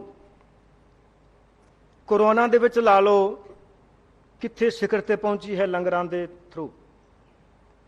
ਕਿਸਾਨੀ ਮੋਰਚਾ ਲੱਗਾ, ਕਿੱਥੇ ਪਹੁੰਚ ਗਿਆ। ਆਲ ਵਰਲਡ ਦੇ ਵਿੱਚ ਸਿੱਖ ਦੀ ਗੱਲ ਹੋ ਰਹੀ ਹੈ ਤਾਂ ਬੜੇ ਸਤਿਕਾਰ ਨਾਲ ਗੱਲ ਕੀਤੀ ਜਾ ਰਹੀ ਹੈ। ਫਿਰ ਪਤਾ ਲੱਗਾ ਵੀ ਪੱਖ ਕਿਹੜਾ ਰਹਿ ਗਿਆ ਹੈ, ਐਸਾ ਪੱਖ ਕਿਹੜਾ ਰਹਿ ਗਿਆ ਹੈ ਕਿ ਜਿੱਤੇ ਸਾਡੀ ਅਸੀਂ ਬਹੁਤ ਪਿੱਛੇ ਹਾਂ। ਪਤਾ ਲੱਗਾ ਜਦੋਂ ਵਿਚਾਰ ਕੀਤੀ ਗੁਰਮੁਖ ਪਿਆਰਿਆਂ ਨਾਲ ਕਰਨਾਲ ਦੇ ਵਿੱਚ ਬਾਹਰ ਅੰਦਰ, ਕਹਿੰਦੇ ਨੇ ਫਿਰ ਸਿੱਖਿਆ, ਇਹ ਸਤਿਗੁਰੂ ਜੀ ਨੇ ਕਿਰਪਾ ਕੀਤੀ ਮਨ ਵਿੱਚ ਇਹ ਵਿਚਾਰ ਲੈ ਕੇ ਆਂਦੇ, ਕਿਉਂਕਿ ਸਤਿਗੁਰੂ ਜੀ ਕਰਾਉਂਦੇ ਨੇ ਸਾਰੇ ਸਰਬ ਕਲਾ ਸਮਰਥ ਉਹ ਕਰਾਉਂਦੇ ਨੇ, ਜੀਵ ਦੇ ਵੱਸ ਦੀ ਗੱਲ ਨਹੀਂ ਹੈ। ਸਾਨੂੰ ਜਗ੍ਹਾ ਮਿਲੀ, ਹਾਲੀ ਕਿਰਾਏ ਤੇ ਲੈ ਕੇ ਉਸ ਨੂੰ ਸ਼ੁਰੂਆਤ ਕੀਤੀ ਹੈ। ਅਕਾਲ IAS 20-22 ਬੱਚੇ ਸਾਡੇ ਕੋਲ ਇਸ ਟਾਈਮ ਸਟੱਡੀ ਲੈ ਰਹੇ ਨੇ। 2 ਅਪ੍ਰੈਲ ਤੋਂ ਮਾਫ ਕਰਨਾ 2 ਅਗਸਤ ਤੋਂ ਕਲਾਸਾਂ ਉਹਦੇ 'ਚ ਸ਼ੁਰੂ ਹੋ ਚੁੱਕੀਆਂ ਨੇ। ਮੈਂ ਸਾਰੀ ਸੰਗਤ ਨੂੰ ਖਾਸ ਕਰਕੇ ਕਰਨਾਲ ਵਾਸੀਆਂ ਨੂੰ ਬੇਨਤੀ ਕਰਾਂਗਾ ਕਿ ਇਹਦੇ ਵਿੱਚ ਜਿਸ ਤਰ੍ਹਾਂ ਬੇਨਤੀ ਕੀਤੀ ਜਾ ਰਹੀ ਸੀ, ਰਾਜਨੀਤੀ ਨਾ ਕਰਕੇ, ਯਾਨੀ ਕਿ ਗੰਦੀ ਰਾਜਨੀਤੀ ਨਾ ਕਰਕੇ ਸਾਡਾ ਸਾਥ ਦਿੱਤਾ ਜਾਏ। ਵਾਹਿਗੁਰੂ ਜੀ ਕਾ ਖਾਲਸਾ, ਵਾਹਿਗੁਰੂ ਜੀ ਕੀ ਫਤਿਹ। ਤੇ ਡਾਕਟਰ ਗੁਰਬਚਨ ਸਿੰਘ ਜੀ ਉਹ ਵੀ ਸਾਡੇ ਰੂਬਰੂ ਹੋਣ। ਬਹੁਤ ਹੀ ਸਤਿਕਾਰ ਨਾਲ ਮੈਂ ਉਹਨਾਂ ਨੂੰ ਮੰਚ ਤੇ ਆਮੰਤਰਿਤ ਕਰਦਾ। ਡਾਕਟਰ ਗੁਰਬਚਨ ਸਿੰਘ ਜੀ, ਸਾਬਕਾ ਐਗਰੀਕਲਚਰ ਕਮਿਸ਼ਨਰ ਆਫ ਇੰਡੀਆ। ਬਹੁਤ ਹੀ ਸਨਮਾਨਯੋਗ ਦਰਦੀ ਸਾਹਿਬ, ਚੇਅਰਮੈਨ ਇੰਟਰਨੈਸ਼ਨਲ ਸਿੱਖ ਫੋਰਮ ਦੇ, ਪੰਨੂ ਜੀ ਹਰਿਆਣਾ ਚੈਪਟਰ ਦੇ ਚੇਅਰਮੈਨ ਐਂਡ ਕੋ ਚੇਅਰਮੈਨ ਇੰਟਰਨੈਸ਼ਨਲ ਸਿੱਖ ਫੋਰਮ ਦੇ, ਸਾਰੇ ਪਤਵੰਤੇ ਸੱਜਣੋਂ, ਬੁੱਧੀਜੀਵੀਓ, ਬਹੁਤ ਅੱਛਾ ਲੱਗ ਰਿਹਾ ਹੈ ਕਿ ਅੱਜ ਅਸੀਂ ਸਿੱਖ ਮਸਲਿਆਂ ਤੇ ਇੱਕ ਛੋਟਾ ਜਿਹਾ ਸੈਮੀਨਾਰ ਕਰ ਰਹੇ ਹਾਂ, ਜਿਹੜਾ ਕਿ ਮੈਂ ਸਮਝਦਾ ਦੁਨੀਆ ਦੇ ਵਿੱਚ ਇੱਕ ਨਵੀਂ ਮਿਸਾਲ ਕਾਇਮ ਕੀਤੀ ਜਾ ਸਕਦੀ ਹੈ। ਦੁਨੀਆ ਦੀ ਕੋਈ ਕ੍ਰਿਸ਼ੀ ਖੇਤਰ ਦੇ ਵਿੱਚ ਕੋਈ ਇਹੋ ਜਿਹੀ ਫਾਰਮ ਨਹੀਂ ਸੀ ਜਿੱਥੇ ਮੈਂ ਲੈਕਚਰ ਨਹੀਂ ਦਿੱਤੇ, ਗਿਆ ਨਹੀਂ। ਜ਼ਿਆਦਾਤਰ ਮੈਂ ਦਿੱਲੀ ਰਿਹਾ। ਬਹੁਤ ਕੁਝ ਹੁਣ ਵੀ ਅਖਬਾਰਾਂ 'ਚ ਦੇਖਦਾ ਰਹਿਣਾ, ਪੜ੍ਹਦਾ ਰਹਿਣਾ, ਔਰ ਚਿੰਤਨ ਸਾਡੇ ਘਰ ਰੋਜ਼ ਹੀ ਹੁੰਦਾ ਹੈ, ਕਿਉਂਕਿ ਮੇਰੇ ਦੋਨੇ ਬੱਚਿਆਂ ਦੀਆਂ ਨੌਕਰੀਆਂ ਛਡਾ ਕੇ, ਮੇਰੀਆਂ ਨੂੰਹਾਂ ਦੀਆਂ ਨੌਕਰੀਆਂ ਛਡਾ ਕੇ, ਜਿਹੜੀਆਂ ਕਿ ਅਸਿਸਟੈਂਟ ਪ੍ਰੋਫੈਸਰ ਲੱਗੀਆਂ ਹੋਈਆਂ ਸੀ, ਮੇਰਾ ਬੇਟਾ 2 ਲੱਖ ਰੁਪਈਆ ਬਜਾਜ ਕੰਪਨੀ 'ਚ ਲੈਂਦਾ ਸੀ। ਉਹਨਾਂ ਨੂੰ ਕਿਹਾ, ਨਹੀਂ ਬੇਟਾ, ਨੌਕਰੀ ਦੇ ਵਿੱਚ ਮੈਂ ਵੱਡੀ ਤੋਂ ਵੱਡੀ ਨੌਕਰੀ ਤੇ ਮੈਂ ਰਿਹਾ, ਮੈਂ ਦੇਖ ਲਿਆ। ਅਗਰ ਕੌਮ ਲਈ ਕੁਝ ਕਰਨਾ ਹੈ, ਦੇਸ਼ ਲਈ ਕੁਝ ਕਰਨਾ ਹੈ, ਤਾਂ ਆਪਦਾ ਕੰਮ ਕਰੋ ਔਰ ਉਹ ਇੱਕ ਐਸਾ ਰੋਲ ਮਾਡਲ ਬਣਾਓ ਕਿ ਤੁਸੀਂ ਕੁਛ ਨਾ ਕੁਛ ਲੋਕਾਂ ਦੇ ਦਿਲਾਂ ਦੇ ਵਿੱਚ ਜ਼ਰੂਰ ਚੋਟ ਵੱਜਣੀ ਚਾਹੀਦੀ ਹੈ ਕਿ ਸਾਡਾ ਫਿਊਚਰ ਕੀ ਹੋਣਾ ਚਾਹੀਦਾ। ਔਰ ਗੁਰਬਾਣੀ ਦੇ ਨਾਲ ਹਮੇਸ਼ਾ, ਮੈਂ ਤਾਂ ਕਹਿਣਾ ਅਸੀਂ ਬਹੁਤ ਅਖੰਡ ਪਾਠ ਸਾਹਿਬ ਵੀ ਕਰਦੇ ਹਾਂ, ਬਹੁਤ ਪਾਠ ਵੀ ਰੋਜ਼ ਕਰਦੇ ਹਾਂ, ਪਰ ਗੁਰੂ ਸਾਹਿਬ ਨੇ ਤਾਂ ਅਸੀਂ 2-4 ਹੀ ਲੈਣਾ ਐਸੀਆਂ ਹੈ ਗੁਰਬਾਣੀ ਦੀਆਂ, ਸਾਰੀ ਜ਼ਿੰਦਗੀ ਸਾਡੀ ਉਹਨਾਂ ਦੇ ਨਾਲ ਹੀ ਚੇਂਜ ਹੋ ਜਾਂਦੀ ਹੈ। ਹੁਣ ਗੱਲ ਅੱਜ ਦੇ ਵਿਸ਼ੇ ਦੀ ਹੈ ਇੱਕ ਚੀਜ਼ ਮੈਂ ਦੇਖੀ ਹੈ, ਸਾਡੀ ਕੌਮ ਦੇ ਵਿੱਚ ਅੱਜ ਵੀ ਅਸੀਂ ਦੁਨੀਆ ਤੇ ਨਜ਼ਰ ਮਾਰੀਏ, ਦੇਸ਼ ਤੇ ਨਜ਼ਰ ਮਾਰੀਏ, ਐਸੇ ਲੋਕ ਬੈਠੇ ਹਨ ਜਿਨ੍ਹਾਂ ਨੇ ਦੁਨੀਆ ਦੇ ਵਿੱਚ, ਦੇਸ਼ ਦੇ ਵਿੱਚ ਆਪਣਾ ਨਾਮ ਵੀ ਕਮਾਇਆ ਹੈ ਔਰ ਕੌਮ ਦਾ ਨਾਮ ਵੀ ਉੱਤੇ ਲੈ ਕੇ ਗਏ ਨੇ। ਪਹਿਲੀ ਮੇਰੀ ਬੇਨਤੀ, ਬੜੀ ਦੋ ਤਰ੍ਹਾਂ ਦੇ ਲੋਕ ਹੈ ਦੁਨੀਆ ਦੇ ਵਿੱਚ, ਅੱਜ ਵੀ ਆਪਾਂ ਦੇਖੀਏ ਹਰ ਜਗ੍ਹਾ ਤੇ। ਇੱਕ ਲੋਕ ਐਸੇ ਆ ਜੋ ਕਰਦੇ ਬਹੁਤ ਘੱਟ ਹੈ, ਪ੍ਰਚਾਰ ਬਹੁਤ ਜ਼ਿਆਦਾ ਕਰਦੇ ਆ। ਇੱਕ ਲੋਕ ਐਸੇ ਆ ਜਿਹੜੇ ਕੰਮ ਬਹੁਤ ਕਰਦੇ ਆ, ਪਰ ਉਹ ਨਾ ਤਾਂ ਪ੍ਰੈਸ ਦੇ ਵਿੱਚ ਆਉਣਾ ਚਾਹੁੰਦੇ ਆ, ਨਾ ਉਹ ਆਪਣੇ ਕੰਮ 'ਚ ਲੱਗੇ ਆ, ਇੱਕ ਮਿਸ਼ਨ ਲੈ ਕੇ ਲੱਗੇ ਹੋਏ ਆ ਔਰ ਕਰਦੇ। ਇਹ ਦੋ ਤਰ੍ਹਾਂ ਦੇ ਸਾਡੀ ਕੌਮ ਦੇ ਜਿਹੜੇ ਲੋਕ ਹੈ, ਇਹਨਾਂ ਨੂੰ ਸਾਨੂੰ ਆਇਡੈਂਟੀਫਾਈ ਕਰਨ ਦੀ ਲੋੜ ਹੈ, ਜਿਨ੍ਹਾਂ ਨੇ ਬਿਲਕੁਲ ਦੇਸ਼ ਦਾ ਵਿਦੇਸ਼ ਦੇ ਵਿੱਚ ਸਾਡੀ ਕੌਮ ਦਾ ਨਾਮ ਉੱਚਾ ਕੀਤਾ ਹੈ ਔਰ ਸ੍ਰਿਸ਼ਟੀ ਲਈ ਵੀ ਬਹੁਤ ਅੱਛਾ ਕੰਮ ਕੀਤਾ ਹੈ। ਔਰ ਉਹਨਾਂ ਨੂੰ ਅਸੀਂ ਸਾਡੇ ਇਸ ਮਿਸ਼ਨ ਦੇ ਨਾਲ ਜੋੜੀਏ। ਬਹੁਤ ਸਾਰੇ ਬਹੁਤ ਐਕਟਿਵ ਨਹੀਂ ਹੋਣਗੇ, ਪਰ ਮੈਂ ਬਹੁਤ ਨੂੰ ਜਾਣਦਾ ਐਜੂਕੇਸ਼ਨ ਦੇ ਸੈਕਟਰ 'ਚ, ਵਿਦਿਆ ਦੇ ਸੈਕਟਰ 'ਚ, ਖੋਜ ਦੇ ਸੈਕਟਰ 'ਚ, ਪਾਲਿਸੀ ਦੇ ਸੈਕਟਰ 'ਚ, ਹਿਊਮਨ ਰਿਸੋਰਸ ਡਿਵੈਲਪਮੈਂਟ ਦੇ ਸੈਕਟਰ 'ਚ। ਮਤਲਬ ਸਾਡੇ ਬਹੁਤ ਕੌਮ ਦੇ ਹੀਰੇ ਬੈਠੇ ਹੋਏ ਆ। ਅਸੀਂ ਇਸ ਮਿਸ਼ਨ ਦੇ ਨਾਲ ਉਹਨਾਂ ਲੋਕਾਂ ਨੂੰ ਜੋੜੀਏ, ਬਹੁਤ ਕੁਝ ਹੋ ਸਕਦਾ ਹੈ। ਆਪਣੇ ਆਪ ਨੂੰ ਅਸੀਂ ਰੋਲ ਮਾਡਲ ਬਣੀਏ ਔਰ ਆਪਣੀ ਕੌਮ ਦੀ ਜਿੰਨੀ ਸੇਵਾ ਕਰ ਸਕੀਏ ਉਨੀ ਥੋੜੀ ਹੈ। ਇੰਨੀ ਕੁ ਮੇਰੇ ਵਚਨ ਪ੍ਰਵਾਨ ਕਰਨੇ। ਜ਼ਰੂਰ ਆਇਓ ਸਾਡੇ ਫਾਰਮ ਤੇ, ਹੋਰ ਜ਼ਿਆਦਾ ਚਰਚਾ ਕਰਾਂਗੇ। ਵਾਹਿਗੁਰੂ ਜੀ ਕਾ ਖਾਲਸਾ, ਵਾਹਿਗੁਰੂ ਜੀ ਕੀ ਫਤਿਹ। ਸਰਦਾਰ ਹਰਮਿੰਦਰ ਸਿੰਘ ਜੀ, ਉਹਨਾਂ ਨੂੰ ਜੀ ਆਇਆਂ ਵੀ, ਤੇ ਉਹ ਆਉਣ ਤੇ 3-4 ਮਿੰਟ ਵਾਸਤੇ ਸੰਗਤਾਂ ਦੇ ਰੂਬਰੂ ਹੋਣ। ਅੱਜ ਦੇ ਇਸ ਮਹਾਨ ਕਾਰਜ ਦੇ ਉੱਤੇ ਜੋ ਉਪਰਾਲਾ ਕੀਤਾ ਹੈ ਸਾਡੇ ਸਤਿਕਾਰਯੋਗ ਸਰਦਾਰ ਜਗਜੀਤ ਸਿੰਘ ਜੀ ਦਰਦੀ, ਜਿੱਥੇ ਦਰਦੀ ਸਾਹਿਬ ਦਾ ਜਿਹੜਾ ਸਾਰਾ ਜੀਵਨ ਹੈ ਉਹ ਸਿੱਖ ਕੌਮ ਦੇ ਲਈ, ਸਿੱਖੀ ਦੇ ਲਈ, ਮੈਂ ਕਈ ਵਾਰੀ ਸੋਚਦਾ ਹੁੰਦਾ ਵੀ ਕਿਵੇਂ ਇਹਨਾਂ ਦੇ ਅੰਦਰ ਸਿੱਖੀ ਕੁੱਟ-ਕੁੱਟ ਕੇ ਭਰੀ ਹੋਈ ਹੈ। ਇਹ ਹੀ ਨਹੀਂ, ਇਹਨਾਂ ਦੇ ਮਿਸਟਰ ਜਸਵਿੰਦਰ ਕੌਰ ਦਰਦੀ, ਜਿਨ੍ਹਾਂ ਦੇ ਨਾਲ ਮੇਰਾ ਲਗਭਗ 30 ਸਾਲ ਦਾ, 25-30 ਸਾਲ ਦਾ ਸਾਡਾ, ਅਸੀਂ ਇੱਕ ਪਟਿਆਲਾ ਸ਼ਹਿਰ ਦੇ ਵਿੱਚ ਮਾਤਾ ਗੁਜਰੀ ਜੀ ਸੇਵਾ ਸੁਸਾਇਟੀ ਬਣਾਈ, ਜਿਹਦੇ ਮੈਡਮ ਚੇਅਰਪਰਸਨ ਨੇ। ਹਰ ਸਾਲ ਮਾਤਾ ਗੁਜਰੀ, ਸਿਰਫ ਲੇਡੀਜ਼ ਹੀ ਨੇ, ਸਟੇਜ ਸਕੱਤਰੀ ਵੀ ਲੇਡੀਜ਼ ਨੇ, ਸਾਰਾ ਕੁਝ ਹੀ, ਸਾਰਾ ਪਰਿਵਾਰ ਹੀ ਸਿੱਖੀ ਦੇ ਨਾਲ ਜੁੜਿਆ ਹੋਇਆ। ਬੜਾ ਮਨ ਦੁਖਦਾ ਜਦੋਂ ਪਿਓ ਦੀ ਦਾੜੀ ਏਡੀ ਏਡੀ ਵੱਡੀ ਹੁੰਦੀ ਹੈ ਤੇ ਪੁੱਤਰ ਦੀ ਦਾੜੀ ਕੱਟੀ ਹੁੰਦੀ ਹੈ। ਬੜਾ ਮਨ ਉਦਾਸ ਹੁੰਦਾ ਹੈ। ਉਦੋਂ ਕਲਗੀਧਰ ਦਸ਼ਮੇਸ਼ ਪਿਤਾ ਦਾ ਯਾਦ ਆਉਂਦੀ ਹੈ ਕਿ ਪਾਤਸ਼ਾਹ ਤੁਸੀਂ ਕਿਹਾ ਸੀ, ਇਨ ਪੁੱਤਰਨ ਕੇ ਸੀਸ ਪਰ ਵਾਰ ਦੀਏ ਸੁਤਚਾਰ, ਚਾਰ ਮੂਹੇ ਤੋਂ ਕਿਆ ਹੁਆ ਜੀਵਤ ਕਈ ਹਜ਼ਾਰ। ਅਸੀਂ ਉਹਨਾਂ ਦੇ ਵਿੱਚੋਂ ਹੀ ਹਾਂ। ਸਾਨੂੰ ਸੰਭਾਲਣ ਦੀ ਲੋੜ ਹੈ। ਮੈਂ ਇੱਕ ਦੋ ਐਗਜ਼ੈਂਪਲਾਂ ਤੁਹਾਡੇ ਨਾਲ ਸਾਂਝੀਆਂ ਕਰਾਂਗਾ। ਵੈਸੇ ਤਾਂ ਜੀਵਨ ਦੇ ਵਿੱਚ ਬੜੀਆਂ ਜਿਹੜੀਆਂ ਤਾਜ਼ੀਆਂ ਨੇ। ਜਿੱਥੇ ਦਾਸ ਪਟਿਆਲਾ ਸ਼ਹਿਰ ਦੇ ਗੁਰਦੁਆਰਾ ਸਾਹਿਬ ਦੇ ਪ੍ਰਬੰਧਕ ਕਮੇਟੀਆਂ ਦਾ ਖਾਲਸਾ ਸ਼ਤਾਬਦੀ ਦਾ ਮੁੱਖ ਸੇਵਾਦਾਰ ਹੈ, ਉੱਥੇ ਸਾਡੇ ਕੋਲ ਗੁਰਦੁਆਰਾ ਸ਼੍ਰੀ ਗੁਰੂ ਰਾਮਦਾਸ ਦੀਵਾਨ ਹਾਲ ਦੁਖਨਿਵਾਰਨ ਸਾਹਿਬ ਦੀ ਬੈਕ ਸਾਈਡ ਤੇ ਤਾਜ਼ੀ ਹੈ ਕਿ ਗੁਰੂ ਨਾਨਕ ਸਾਹਿਬ ਦੇ ਗੁਰਪੁਰਬ ਦੇ ਉੱਤੇ ਪ੍ਰਭਾਤ ਫੇਰੀਆਂ ਦਾਸ ਕੋਲ ਸਤਿਗੁਰਾਂ ਨੇ ਸੇਵਾ ਲਈ 5 ਪ੍ਰਭਾਤ ਫੇਰੀਆਂ ਨਿਕਲੀਆਂ ਤੇ ਕੁਝ ਸੰਗਤ ਸੀਗੀ। ਅਖੀਰਲੀ ਪ੍ਰਭਾਤ ਫੇਰੀ ਨਿਕਲੀ ਤਾਂ ਲਗਭਗ 150 ਤੋਂ 200, ਜਿਹਦੇ 'ਚ 120 ਦੇ ਲਗਭਗ ਬੀਬੀਆਂ ਸਨ। ਤੇ ਮੈਂ ਉਹਨਾਂ ਦੀ ਗੋਦ ਵਿੱਚ ਦੇਖਿਆ, ਬੱਚੇ ਦੇਖੇ, ਤੇ ਮੈਂ ਉਹਨਾਂ ਨੂੰ ਬੜਾ ਕੁਝ ਕਿਹਾ। ਤੇ ਮੈਂ ਇਹ ਗੱਲ ਕਹੀ ਨਾਲ ਦੀ ਨਾਲ ਵੀ ਜਿੰਨੇ ਬੱਚੇ ਅੱਜ ਪ੍ਰਭਾਤ ਫੇਰੀ ਤੇ ਆਏ ਨੇ, ਜਿੰਨੇ ਬੱਚੇ ਪ੍ਰਭਾਤ ਫੇਰੀ ਤੇ ਅੱਜ ਆਏ ਨੇ, ਉਹਨਾਂ ਸਾਰਿਆਂ ਨੂੰ ਅੱਜ ਦੁਪਹਿਰ ਨੂੰ ਸਾਰਿਆਂ ਨੂੰ ਕੇਵਲ 20 ਰੁਪਏ ਇਨਾਮ ਮਿਲੇਗਾ। ਉਹ ਬੱਚੇ ਖੁਸ਼ ਤਾਂ ਹੋ ਗਏ ਤੇ ਉਹਨਾਂ ਨਾਲ 50 ਬੱਚੇ ਹੋਰ ਆ ਗਏ ਨਾਲ ਦੀ ਨਾਲ, ਕਿਉਂਕਿ ਇੱਕ ਜਾਗ ਲਾਉਣ ਦੀ ਗੱਲ ਦੱਸ ਰਿਹਾ ਤੁਹਾਨੂੰ। ਤੇ ਮੈਂ ਕਿਹਾ ਵੀ ਜੇ ਇਹਨਾਂ ਨੂੰ ਦੇ ਤੇ ਜਿਹੜੇ ਨਹੀਂ ਆਏ ਉਹਨਾਂ ਨੂੰ ਵੀ, ਮੈਂ ਕਿਹਾ ਵੀ 10-10 ਰੁਪਏ ਇਹਨਾਂ ਨੂੰ ਮਿਲੇ, ਅਗਲੀ ਵਾਰੀ ਤੁਹਾਨੂੰ ਵੀ ਮਿਲਣਗੇ। ਤੇ ਅਗਲੀ ਕੰਡੀਸ਼ਨ ਕੀ ਰੱਖਤੀ ਮੈਂ ਉਹਨਾਂ ਨੂੰ ਵੀ ਜਿਹੜਾ ਕਲਗੀਧਰ ਦਸ਼ਮੇਸ਼ ਪਿਤਾ ਜੀ ਦੇ ਪ੍ਰਕਾਸ਼ ਪੁਰਬ ਤੇ 5 ਦਿਨ ਆਏਗਾ, ਜਿੰਨੇ ਬੱਚੇ ਆਣਗੇ ਉਹਨਾਂ ਸਾਰਿਆਂ ਨੂੰ ਚਿੱਟੇ ਸੂਟ ਮਿਲਣਗੇ ਸਾਰਿਆਂ ਨੂੰ। ਸਾਨੂੰ ਜਾਗ ਲਾਉਣ ਦੀ ਲੋੜ ਹੈ, ਸਾਨੂੰ ਜਾਗਰਤ ਕਰਨ। ਜਦੋਂ ਬੱਚੇ ਨੂੰ ਜਾਗ ਲੱਗ ਗਈ, ਮੈਂ ਆਪਣੇ ਪਰਿਵਾਰ ਤੋਂ ਪਹਿਲਾਂ ਕਹਿ ਕੇ ਗਏ ਨੇ ਵੀ ਸਾਨੂੰ ਸੰਭਣ ਦੀ ਲੋੜ ਹੈ। ਆਪਣੇ ਪਰਿਵਾਰ ਦੀ ਗੱਲ ਕਰੀਏ, ਮੇਰਾ ਪੋਤਾ ਅਜੇ ਸਿਰਫ 4 ਮਹੀਨੇ ਦਾ। ਮੈਂ ਰੋਜ਼ਾਨਾ ਉਹਨੂੰ ਸਵੇਰੇ ਸ਼ਾਮ 10 ਮਿੰਟ ਲਾ ਕੇ ਬੋਲਦਾ ਵੀ ਵਾਹਿਗੁਰੂ ਵਾਹਿਗੁਰੂ, ਤਾਂ ਉਹ ਅੱਜ ਗੁਲੂ ਗੁਲੂ ਕਰਨ ਲੱਗ ਗਏ।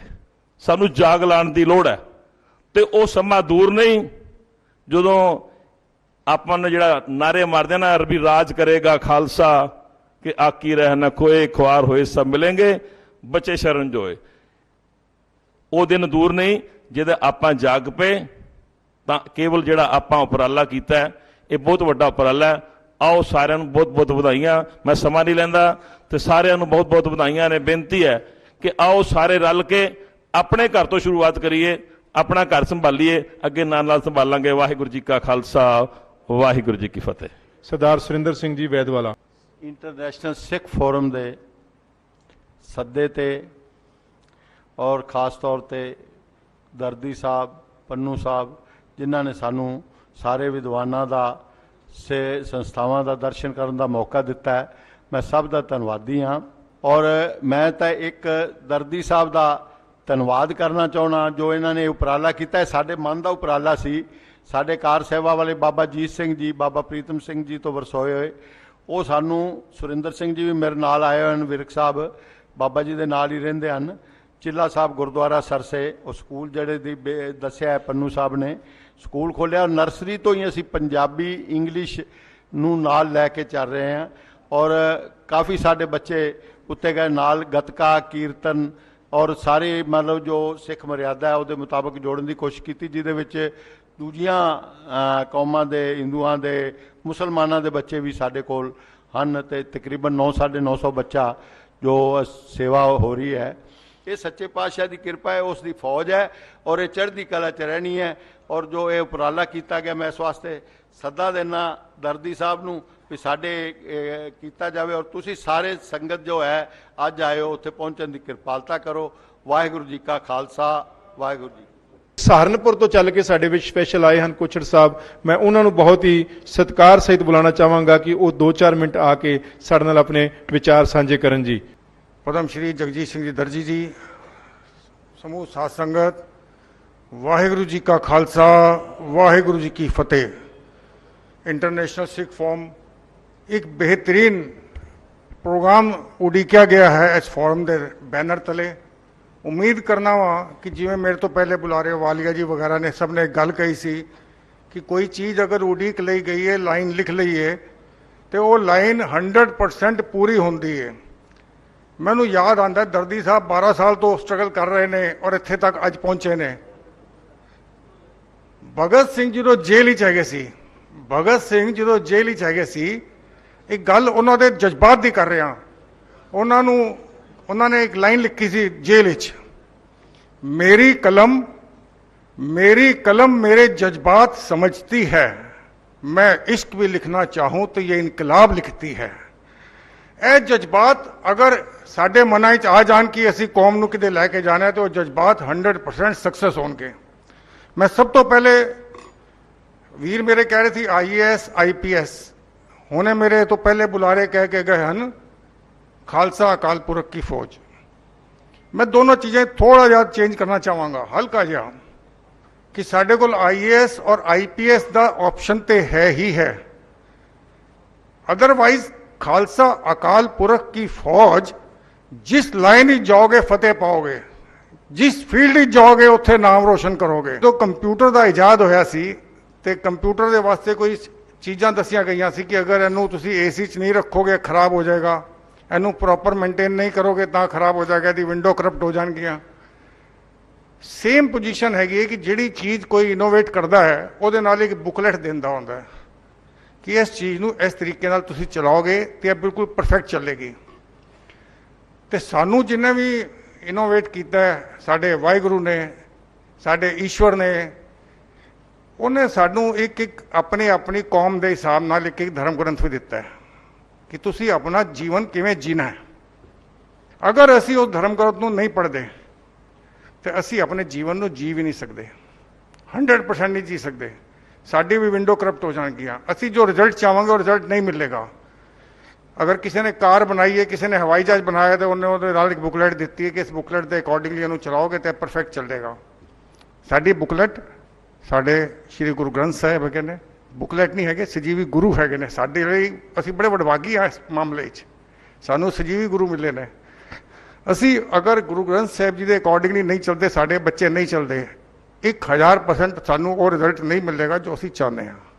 ਜਦ ਤੱਕ ਅਸੀਂ ਨਹੀਂ ਪੜਾਂਗੇ, ਜੀਵਨ ਦੀ ਰਾਹ ਤਾਂ ਉੱਥੇ ਹੀ ਹੈਗੀ ਹੈ, ਜੀਵਨ ਦੀ ਰਾਹ ਉਸ ਤੋਂ ਇਲਾਵਾ ਕਿਤੇ ਨਹੀਂ ਹੈਗੀ। ਔਰ ਸਭ ਤੋਂ ਵੱਡੀ ਔਰ ਇੰਪੋਰਟੈਂਟ ਗੱਲ ਜਿਹੜੀ ਹੈਗੀ ਹੈ, ਮੈਂ ਸਮਝਦਾ ਵਾਂ ਕਿ ਉਹ ਕਹਿੰਦੇ ਨੇ ਨਾ ਕਿ ਬੰਦਾ, ਕੋਈ ਕਹਿੰਦਾ ਕਿ ਅੱਖਾਂ ਜਿਹਦੀਆਂ ਨਹੀਂ ਹੈਗਾ ਉਹ ਅੰਨਾ ਹੈਗਾ, ਅੰਨਾ ਉਹ ਨਹੀਂ ਹੈਗਾ, ਅੰਨਾ ਉਹ ਹੈਗਾ ਜਿਹਦਾ ਬ੍ਰੇਨ ਨਹੀਂ ਹੈਗਾ। ਤੇ ਮੇਰੀ ਤੁਹਾਨੂੰ ਬਿਲਕੁਲ 100% ਐਸ਼ੋਰੈਂਸ ਹੈ ਕਿ ਇੰਟਰਨੈਸ਼ਨਲ ਸਿੱਖ ਫੋਰਮ ਜਿਹੜਾ ਬਲੂਪ੍ਰਿੰਟ ਤਿਆਰ ਕਰ ਰਹੀ ਹੈ, ਅਸੀਂ ਮਿਲ ਕੇ ਸਾਰੇ ਕਰ ਰਹੇ ਹਾਂ, ਇੱਕ ਐਸਾ ਬਲੂਪ੍ਰਿੰਟ ਦਿਆਂਗੇ ਸਮਾਜ ਨੂੰ, ਦੇਸ਼ ਨੂੰ, ਕੌਮ ਨੂੰ ਔਰ ਦੁਨੀਆ ਨੂੰ ਕਿ ਜਿਹੜਾ ਬਿਲਕੁਲ ਅੱਜ ਤੱਕ ਕਦੀ ਕਿਸੇ ਨੇ ਸੋਚਿਆ ਵੀ ਨਹੀਂ ਹੋਏਗਾ। ਕਿਉਂਕਿ ਸਾਡੇ ਕੋਲੋਂ ਸਾਡੇ ਭੀਸ਼ਮ ਪਿਤਾਮਾ, ਸਾਡੇ ਸਭ ਤੋਂ ਵੱਡੇ ਜਗਜੀਤ ਸਿੰਘ ਦੀ ਦਰਦੀ ਸਾਡੇ ਨਾਲ ਹੈਗੇ ਨੇ, ਜੋ ਸਾਡੀ ਗੱਲ ਨੂੰ ਕਿਸੇ ਵੀ ਪਲੇਟਫਾਰਮ ਤੇ ਰੱਖਣ 'ਚ ਸક્ષਮ ਹੈਗੇ ਨੇ। ਐਸੇ ਦੇ ਨਾਲ ਮੈਂ ਆਪਣੀ ਬਾਣੀ ਨੂੰ ਵਿਰਾਮ ਦਿੰਦਾ। ਵਾਹਿਗੁਰੂ ਜੀ ਕਾ ਖਾਲਸਾ, ਵਾਹਿਗੁਰੂ ਜੀ ਕੀ ਫਤਿਹ। ਵੀਰ ਦਿਲਬਾਗ ਸਿੰਘ ਜੀ ਆਪਣੇ ਵਿਚਾਰ ਸਾਂਝੇ ਕਰਨ, ਉਸ ਤੋਂ ਬਾਅਦ ਅਸੀਂ ਦਰਦੀ ਸਾਹਿਬ ਨੂੰ ਮੰਚ ਤੇ ਬੁਲਾ ਰਹੇ ਹਾਂ। ਵੀਰ ਦਿਲਬਾਗ ਸਿੰਘ ਜੀ। ਮੈਂ ਧੰਨਵਾਦ ਕਰਦਾ ਹਾਂ ਸਾਡੇ ਮਾਨਯੋਗ ਪਦਮ ਸ਼੍ਰੀ ਸਰਦਾਰ ਜਗਜੀਤ ਸਿੰਘ ਦਰਦੀ ਜੀ, ਜਿਨ੍ਹਾਂ ਨੇ ਮੈਨੂੰ ਇਸ ਸੰਸਥਾ ਨਾਲ ਜੋੜਿਆ।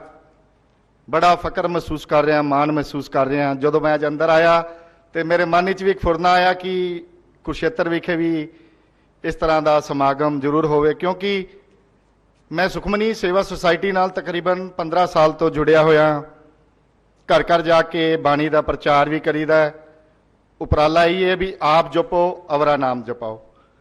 ਨੌਜਵਾਨ ਜਿਹੜੇ ਹਨ ਸਾਡੇ ਨਾਲ ਜੁੜੇ ਹੋਏ ਹਨ, ਤੇ ਸਾਡਾ ਉਪਰਾਲਾ ਇਹ ਹੈ ਵੀ ਜਿਹੜੇ ਨੌਜਵਾਨ ਸਿੱਖੀ ਤੋਂ ਪਤਿਤ ਹੋ ਰਹੇ ਹਨ ਜਾਂ ਨਸ਼ੇ ਵੱਲ ਨੂੰ ਜਾ ਰਹੇ ਹਨ, ਉਹਨਾਂ ਨੂੰ ਇਸ ਫੋਰਮ ਨਾਲ ਜੋੜੀਏ। ਮੈਂ ਤਕਰੀਬਨ 25-30 ਨੌਜਵਾਨਾਂ ਦੀ ਇੱਕ ਲਿਸਟ ਬਣਾਈ ਹੈ ਕੁਰੂਕਸ਼ੇਤਰ ਦੀ, ਜਿਨ੍ਹਾਂ ਨੂੰ ਅਸੀਂ ਇਸ ਫੋਰਮ ਨਾਲ ਜੋੜਾਂਗੇ ਤੇ ਅਸੀਂ ਸਾਰੇ ਵੀ ਇਹੀ ਉਪਰਾਲਾ ਕਰੀਏ। ਮੈਂ ਜਿਹੜੇ ਧਾਰਮਿਕ ਸੰਸਥਾਵਾਂ ਹਨ, ਪ੍ਰਧਾਨਗੀ ਨੂੰ ਲੈ ਕੇ ਅਸੀਂ ਜਦੋਂ ਜਹਾਦ ਕਰਦੇ ਹਾਂ, ਸੇਵਾਦਾਰ ਬਣੀਏ, ਸੰਗਤ ਨੂੰ ਜੋੜੀਏ। ਅੱਜ ਕੌਮ ਨੂੰ ਲੋੜ ਹੈ ਸਿੱਖੀ ਦੀ ਤੇ ਨੌਜਵਾਨਾਂ ਦੀ। ਸਾਡਾ ਜਿਹੜਾ ਅੱਜ ਦਾ ਵਰਤਮਾਨ ਚੱਲ ਰਿਹਾ ਹੈ, ਸਾਨੂੰ ਨੌਜਵਾਨਾਂ ਦੀ ਲੋੜ ਹੈ ਕਿ ਸਾਡੇ ਨੌਜਵਾਨ ਇਸ ਪੀੜ੍ਹੀ ਦੇ ਅੱਗੇ ਆਣ ਤੇ ਸਿੱਖੀ ਵੱਲ ਪੂਰਾ ਧਿਆਨ ਦੇ ਕੇ ਇਸ ਕੌਮ ਨੂੰ ਅੱਗੇ ਲੈ ਕੇ ਜਾਣ। ਆਪ ਸਭ ਜੀ ਦੀ ਵੱਲੋਂ ਮੈਂ ਬੇਨਤੀ ਕਰਨਾ ਚਾਹੁੰਦਾ ਵਾਂ, ਕਰਨਾਲ ਹਰਿਆਣਾ ਦੀ ਸੰਗਤ ਵੱਲੋਂ ਸਰਦਾਰ ਜਗਜੀਤ ਸਿੰਘ ਜੀ ਦਰਦੀ ਪਦਮ ਸ਼੍ਰੀ, ਉਹ ਸਾਡੇ ਵਿੱਚ ਆਉਣ ਤੇ ਆਪਣੇ ਵਿਚਾਰ ਸਾਡੇ ਨਾਲ ਸਾਂਝੇ ਕਰਨ ਤੇ ਅਸੀਂ ਵੀ ਜਕਾਰੇ ਦੀ ਗੂੰਜ ਨਾਲ ਉਹਨਾਂ ਨੂੰ ਇੱਥੇ ਆਉਣ ਤੇ ਜੀ ਆਇਆਂ ਕਹੀਏ ਜੀ। ਬੋਲੇ ਸੋ ਨਿਹਾਲ।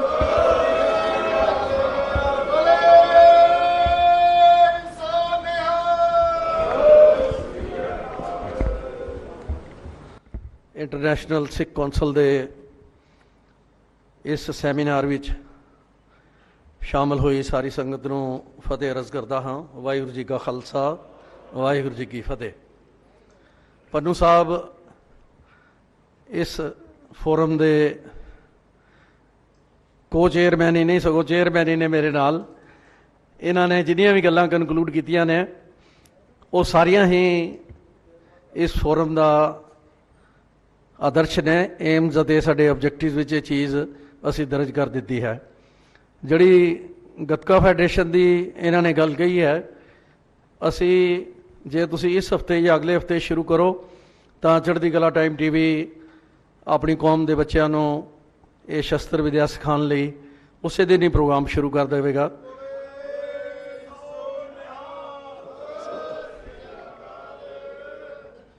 ਜਿੰਨੇ ਵੀ ਬੁਲਾਰੇ ਬੋਲੇ ਹਨ, ਸਾਰਿਆਂ ਨੇ ਹੀ ਖਾਲਸਾ ਪੰਥ ਦੀ ਚੜ੍ਹਦੀ ਕਲਾ ਲਈ ਆਪਣੇ ਸੁਝਾਅ ਦਿੱਤੇ ਹਨ। ਸਾਰਿਆਂ ਦੀ ਗੱਲ ਸੁਣਨ ਤੋਂ ਬਾਅਦ ਮੈਂ ਤੁਹਾਨੂੰ ਇਸ ਇੰਟਰਨੈਸ਼ਨਲ ਫੋਰਮ ਦੀ ਜੋ ਸਤਿਗੁਰੂ ਨੇ ਕੌਮ ਨੂੰ ਦਾਤ ਦਿੱਤੀ ਹੈ, ਉਸ ਨੂੰ ਇਸ ਤਰ੍ਹਾਂ ਕਨਕਲੂਡ ਕਰਾਂਗਾ ਕਿ ਸਿੱਖ ਧਰਮ ਸ਼ਰਧਾ ਦਾ, ਬਖਸ਼ਿਸ਼ ਦਾ ਧਰਮ ਹੈ। ਸਾਰੀ ਗੁਰਬਾਣੀ ਜਿਤਨੀ ਤੁਸੀਂ ਪੜ੍ਹ ਲਓ, ਜਿਨ ਕੋ ਨਦਰ ਕਰਮ ਤਿਨ ਕਾਰ, ਜਿਨ੍ਹਾਂ ਨੂੰ ਵਾਹਿਗੁਰੂ ਨੇ ਬਖਸ਼ਿਸ਼ ਕਰ ਦਿੱਤੀ, ਜਿਸ ਦੇ ਭਾਗਾਂ ਵਿੱਚ ਜਿਸ ਕੇ ਮਸਤਕ ਭਾਗ ਸੋ ਸੇਵਾ ਲਾਇਆ। ਪਹਿਲਾਂ ਤਾਂ ਇਹਨਾਂ ਕਰਮਾਂ ਨੂੰ ਬਣਾਉਣਾ ਕਿਸ ਤਰ੍ਹਾਂ ਹੈ? ਬਣਾਉਣਾ ਤਾਂ ਵਾਹਿਗੁਰੂ ਨੇ ਹੈ। ਉਦਮ ਕਰਿੰਦਿਆਂ ਜਿਉ ਤੂੰ ਕਮਾਉਂਦਿਆਂ ਸੁਖ ਪੁੰਜ। ਇਹ ਉਦਮ ਕਰਨਾ ਇਨਸਾਨ ਦਾ ਕੰਮ ਹੈ। ਉਦਮ ਦੀ ਦਾਤ ਵੀ ਸਾਨੂੰ ਆਪਣੀ ਵਿਰਾਸਤ ਚੋਂ ਮਿਲਦੀ ਹੈ।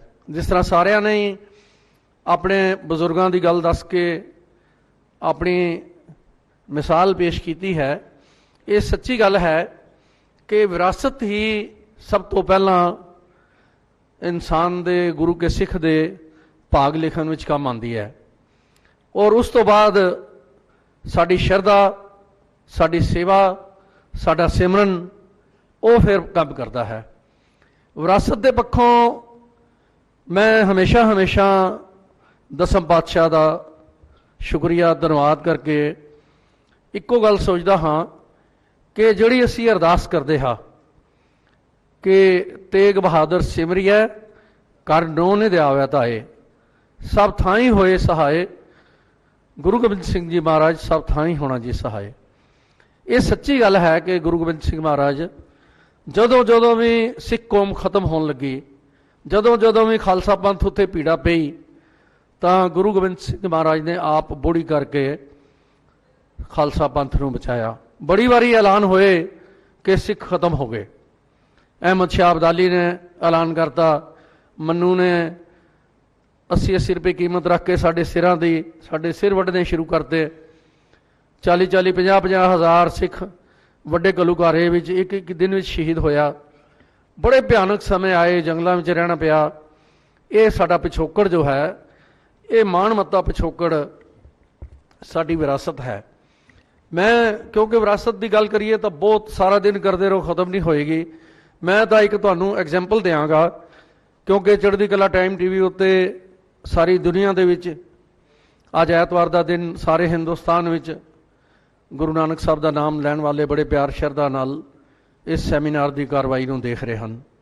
ਸੈਮੀਨਾਰ ਦੇ ਮੈਨੇਜਿੰਗ ਡਾਇਰੈਕਟਰ ਸਰਦਾਰਨੀ ਜਸਵਿੰਦਰ ਕੌਰ ਦਰਦੀ, ਡਾਇਰੈਕਟਰ ਡਾਕਟਰ ਰਜਿੰਦਰਪਾਲ ਸਿੰਘ ਵਾਲੀਆ, ਸਰਦਾਰ ਅੰਮ੍ਰਿਤਪਾਲ ਸਿੰਘ ਤੇ ਗਰਨਾਲ ਤੋਂ ਕ੍ਰਿਸ਼ਨ ਕੁਮਾਰ ਜੀ ਸੰਧੂ, ਇਹ ਸਾਰੇ ਦਿਨ ਰਾਤ ਮੇਰੇ ਨਾਲ ਗੁਰੂ ਨਾਨਕ ਸਾਹਿਬ ਦੀ ਜਾਂ ਗੁਰੂ ਸਾਹਿਬ ਦੀ ਜੋ ਬਖਸ਼ਿਸ਼ ਹੈ, ਪਹਿਲਾਂ ਤਾਂ ਜੋ ਜ਼ਾਰੀ ਕਲਾ ਵਰਤ ਰਹੀ ਹੈ, ਸ੍ਰੀ ਹਰਿਕ੍ਰਿਸ਼ਨ ਤੇ ਆਈ ਹੈ, ਜਿਸ ਡਿੱਠੇ ਸਭ ਦੁਖ ਜਾਏ।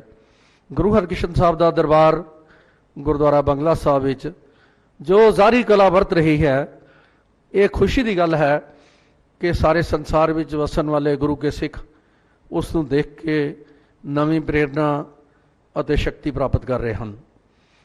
ਦੂਸਰੀ, ਜਿੱਥੇ ਸਤਿਗੁਰੂ ਜੀ ਦਾ ਪ੍ਰਕਾਸ਼ ਹੋਇਆ, ਤਈ ਪ੍ਰਕਾਸ਼ ਹਮਾਰਾ ਭਿਓ ਪਟਨਾ ਸ਼ਹਿਰ ਵਿਖੇ ਪਵ ਲਿਓ। ਉਸ ਪਵਿੱਤਰ ਸਤਿਗੁਰੂ ਜੀ ਦੇ ਤਖਤ ਸਾਹਿਬ ਤੋਂ ਹਰ ਰੋਜ਼ ਕਰੋੜਾਂ ਲੋਕ ਸਵੇਰੇ ਵੀ ਤੇ ਸ਼ਾਮ ਨੂੰ ਵੀ ਉੱਥੇ ਵਰਤ ਰਹੀ ਜ਼ਾਰੀ ਕਲਾ ਨੂੰ ਦੇਖ ਰਹੇ ਹਨ। ਫਿਰ ਹੇਮਕੁੰਟ ਪਰਬਤ ਹੈ ਜਹਾਂ, ਸਬਦ ਸਿੰਘ ਸੋਬਤ ਹੈ ਤਹਾਂ, ਤੈਮ ਅਨਕ ਤਪੱਸਿਆ ਸਾਧੀ, ਮਹਾਕਾਲ ਕਾਲ ਕਾ ਆਰਾਧੀ। ਉਸ ਹੇਮਕੁੰਟ ਸਾਹਿਬ ਤੋਂ ਵੀ ਵਾਹਿਗੁਰੂ ਨੇ ਸਾਡੇ ਉੱਤੇ ਕਿਰਪਾ ਕੀਤੀ, ਸਾਨੂੰ ਸੇਵਾ ਦਿੱਤੀ। ਤਕਰੀਬਨ 10 ਸਾਲ ਪਹਿਲਾਂ ਉੱਥੋਂ ਅਸੀਂ ਸਿੱਧਾ ਪ੍ਰਸਾਰਣ ਸ਼ੁਰੂ ਕੀਤਾ ਸੀ ਬੰਗਲਾ ਸਾਹਿਬ ਤੋਂ 2007 ਵਿੱਚ। ਇਹ ਜਿਤਨੀ ਵੀ ਬਖਸ਼ਿਸ਼ ਦੀ ਗਾਥਾ ਹੈ, ਇਹ ਸੱਚਮੁੱਚ ਹੀ ਹਰ ਗੁਰੂ ਕੇ ਸਿੱਖ ਨੂੰ ਪਤਾ ਹੋਣਾ ਚਾਹੀਦਾ ਹੈ ਕਿ ਸਾਡਾ ਗੁਰੂ ਬਖਸ਼ਿਸ਼ਾਂ ਦਾ ਦਾਤਾ ਹੈ। ਸਾਡੀ ਸ਼ਰਧਾ ਉਸ ਬਖਸ਼ਿਸ਼ਾਂ ਦੇ ਖਜ਼ਾਨੇ ਤੱਕ ਸਾਨੂੰ ਲੈ ਜਾਂਦੀ ਹੈ। ਮੇਰਾ ਜਨਮ ਕੁਰੂਕਸ਼ੇਤਰ ਵਿੱਚ ਹੋਇਆ ਸੀ, ਤੇ ਜਦੋਂ ਮੈਂ ਛੋਟਾ ਸੀ 10 ਕੁ ਸਾਲ ਦੀ ਉਮਰ ਵਿੱਚ, ਤੇ ਦਰਬਾਰ ਸਾਹਿਬ ਦੇ ਹੈੱਡ ਗ੍ਰੰਥੀ ਸਾਹਿਬ ਤੋਂ ਮੈਂ ਕਥਾ ਸੁਣੀ। ਉਹਨਾਂ ਨੇ ਕਿਹਾ ਕਿ ਕੁਰੂਕਸ਼ੇਤਰ ਦੁਨੀਆ ਵਿੱਚ ਐਸੀ ਜਗ੍ਹਾ ਹੈ ਜਿੱਥੇ ਸਾਡੇ ਦਸੇ ਦੇ ਦਸੇ ਗੁਰੂ ਗਏ ਸਨ, ਤੇ ਕੁਰੂਕਸ਼ੇਤਰ ਨੂੰ 10 ਗੁਰੂਆਂ ਦੀ ਚਰਨ ਛੋਹ ਪ੍ਰਾਪਤ ਹੈ। ਤੇ ਮੈਂ ਫਿਰ ਬਚਪਨ 'ਚ ਗੁਰਦੁਆਰੇ ਲੱਭਦਾ ਰਹਿੰਦਾ ਸੀ, ਲਿਸਟ ਬਣਾਉਂਦਾ ਰਹਿੰਦਾ ਸੀ, ਤੇ ਮੈਨੂੰ 7 ਗੁਰਦੁਆਰੇ ਲੱਭਦੇ ਸੀ। ਬਾਕੀ 3 ਗੁਰੂ ਸਾਹਿਬਾਨ ਦੀਆਂ ਨਿਸ਼ਾਨੀਆਂ ਸਿੱਖ ਇਤਿਹਾਸ ਵਿੱਚ ਅੰਕਿਤ ਹਨ, ਲੇਕਿਨ ਇੱਥੇ ਪ੍ਰਤੱਖ ਰੂਪ ਵਿੱਚ ਸਾਨੂੰ ਲੱਭੀਆਂ ਨਹੀਂ। ਤੋਂ ਕੁਰੂਕਸ਼ੇਤਰ ਵਿੱਚ ਮੇਰਾ ਜਨਮ ਹੋਇਆ, ਬਖਸ਼ਿਸ਼ ਹੋ ਗਈ। ਬਚਪਨ 'ਚ ਗੁਰੂ ਸਾਹਿਬਾਨ ਦੇ ਪਵਿੱਤਰ ਧਰਮ ਅਸਥਾਨ ਮੈਂ ਲੱਭਦਾ ਰਿਹਾ। ਉਸ ਤੋਂ ਬਾਅਦ ਮੇਰੇ ਮਾਤਾ ਪਿਤਾ ਨੇ ਮੇਰੇ ਰੋਮ ਰੋਮ ਵਿੱਚ ਗੁਰਬਾਣੀ ਦਾ ਪਿਆਰ ਭਰਿਆ ਅਤੇ ਵਾਹਿਗੁਰੂ ਦੇ ਨਾਮ ਦੀ ਸਿਮਰਨ ਦੀ ਦਾਤ ਮੈਨੂੰ ਵਿਰਾਸਤ ਵਿੱਚੋਂ ਮਿਲੀ। ਮੇਰੀ ਵੱਡੀ ਭੈਣ ਇੱਕ ਦਿਨ ਮੈਨੂੰ ਕਹਿੰਦੀ ਕਿ ਤੂੰ ਜਦੋਂ ਛੋਟਾ ਹੁੰਦਾ ਸੀ ਤੇ ਦਰਵਾਜ਼ਾ ਬੰਦ ਕਰਕੇ ਕਈ ਦਿਨ ਸਿਮਰਨ ਕਰਦਾ ਸੀ। ਮੈਂ ਕਿਹਾ ਮੈਨੂੰ ਤਾਂ ਨਹੀਂ ਪਤਾ, ਨਾ ਮੈਨੂੰ ਯਾਦ ਹੈ। ਨਹੀਂ, ਉਹ ਕਹਿੰਦੇ ਅਸੀਂ ਦੇਖਿਆ ਹੋਇਆ ਹੈ। ਤਾਂ ਮੈਂ ਹੁਣ ਜਦੋਂ ਦੇਖਦਾ ਹਾਂ ਆਪਣੇ ਪਿਛੋਕੜ ਵੱਲ ਤਾਂ ਮੈਨੂੰ ਸਮਝ ਆਉਂਦੀ ਹੈ ਕਿ ਉਹ ਜੋ ਕਮਾਈ ਸਤਿਗੁਰੂ ਨੇ ਬਚਪਨ 'ਚ ਮੈਨੂੰ ਦਿੱਤੀ ਉਹ ਇਤਨੀ ਬਖਸ਼ਿਸ਼ ਵਾਲੀ ਸੀ ਕਿ ਉਹ ਸਾਰੀ ਦੁਨੀਆ ਦੇ ਵਿੱਚ ਅੱਜ ਗੁਰੂ ਕੇ ਸਿੱਖਾਂ ਨੂੰ ਇਹ ਜੋ ਸਿੱਖੀ ਦੀ ਬਖਸ਼ਿਸ਼ ਦੀ ਗਾਥਾ ਹੈ, ਸ਼ਰਧਾ ਪੈਦਾ ਕਰਨ ਦੀ ਜੋ ਵਿਧੀ ਹੈ, ਉਹ ਦੱਸਣ ਵਿੱਚ ਸਤਿਗੁਰ ਨੇ ਸਾਨੂੰ ਸਫਲਤਾ ਦਿੱਤੀ। ਉਸ ਤੋਂ ਬਾਅਦ 1960 ਵਿੱਚ ਤੁਹਾਨੂੰ ਯਾਦ ਹੋਏਗਾ ਕਰਨਾਲ ਵਿੱਚ ਵੀ ਇੱਕ ਬੱਚੇ ਨੂੰ ਖੂਹ 'ਚ ਸੁੱਟ ਕੇ ਸ਼ਹੀਦ ਕੀਤਾ ਸੀ। ਪੰਜਾਬੀ ਸੂਬਾ ਮੋਰਚਾ ਚੱਲ ਰਿਹਾ ਸੀ ਅਤੇ ਮੇਰੀ ਮਾਤਾ ਨੇ ਅਤੇ ਮੇਰੇ ਫਾਦਰ ਸਾਹਿਬ ਨੇ ਮੈਨੂੰ ਤਿਆਰ ਕੀਤਾ ਅਤੇ ਇੱਥੇ ਸ਼ਹੀਦੀ ਗਾਨਾ ਮੇਰੇ ਸਿਰ ਦੇ ਉੱਤੇ ਬੰਨ੍ਹਿਆ ਅਤੇ ਗੁਰਦੁਆਰਾ ਦੂਖਨਿਵਾਰਨ ਸਾਹਿਬ ਤੋਂ ਹਰ ਰੋਜ਼ ਸ਼ਹੀਦੀ ਜੱਥੇ ਪੰਜਾਬੀ ਸੂਬਾ ਜ਼ਿੰਦਾਬਾਦ ਦਾ ਨਾਅਰਾ ਲਾ ਕੇ ਗ੍ਰਿਫਤਾਰ ਹੁੰਦੇ ਸਨ। ਤੋਂ 22 ਜੂਨ 1960 ਅੱਜ ਤੋਂ ਤਕਰੀਬਨ 62 ਸਾਲ ਤੋਂ ਜ਼ਿਆਦਾ ਸਮਾਂ ਹੋ ਗਿਆ, ਸਤਿਗੁਰੂ ਨੇ ਮੇਰੇ ਉੱਤੇ ਬਖਸ਼ਿਸ਼ ਕੀਤੀ।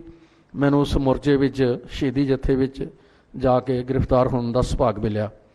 ਉਸ ਤੋਂ ਬਾਅਦ ਸਤਿਗੁਰੂ ਨੇ ਮੇਰੀ ਕਿਸਮਤ ਵਿੱਚ ਹੋਰ ਬੜੀ ਕਿਰਪਾ ਲਿਖੀ ਸੀ ਅਤੇ 125 ਸਾਲ ਪਹਿਲਾਂ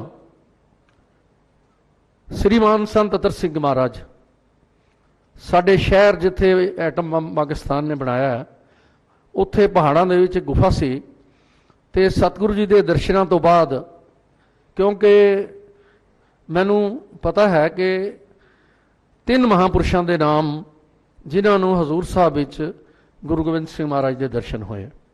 ਤੁਸੀਂ ਸਾਰੇ ਹਜ਼ੂਰ ਸਾਹਿਬ ਦਰਸ਼ਨ ਕਰਨ ਜਾਂਦੇ ਹੋ ਤਾਂ ਲੰਗਰ ਸਾਹਿਬ ਸੰਤ ਨਿਧਾਨ ਸਿੰਘ ਜੀ ਮਹਾਰਾਜ ਦੀ ਫੋਟੋ ਤਸਵੀਰ ਗੁਰੂ ਗੋਬਿੰਦ ਸਿੰਘ ਜੀ ਮਹਾਰਾਜ ਦੇ ਨਾਲ ਤੁਸੀਂ ਦੇਖਦੇ ਹੋ ਕਿ ਉਹਨਾਂ ਨੂੰ ਲੰਗਰ ਤੇਰਾ ਅਤੇ ਖੀਸਾ ਮੇਰਾ ਦਾ ਵਰ ਦੇ ਕੇ ਉਹਨਾਂ ਨੂੰ ਲੰਗਰ ਚਲਾਉਣ ਦੀ ਆਗਿਆ ਕਰ ਰਹੇ ਹਨ। ਤਾਂ ਮੈਂ ਬੜਾ ਆਪਣੇ ਆਪ ਨੂੰ ਭਾਗਾਂ ਵਾਲਾ ਸਮਝਦਾ ਹਾਂ ਕਿ ਸੰਤ ਅਤਰ ਸਿੰਘ ਮਹਾਰਾਜ ਫੌਜ ਵਿੱਚੋਂ ਭਗੌੜੇ ਹੋ ਕੇ ਹਜ਼ੂਰ ਸਾਹਿਬ ਚਲੇ ਗਏ।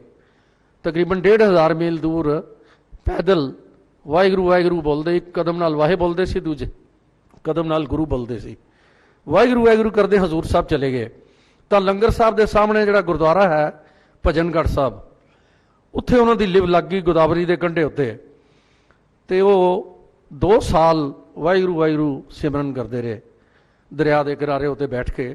ਇੱਕ ਦਿਨ ਉਹ ਦਰਿਆ ਦੇ ਵਿੱਚ ਗਿਰ ਗਏ ਗੋਦਾਵਰੀ ਦੇ ਵਿੱਚ। ਇਹ ਗੱਲ ਹੈਗੀ 1894 ਦੀ।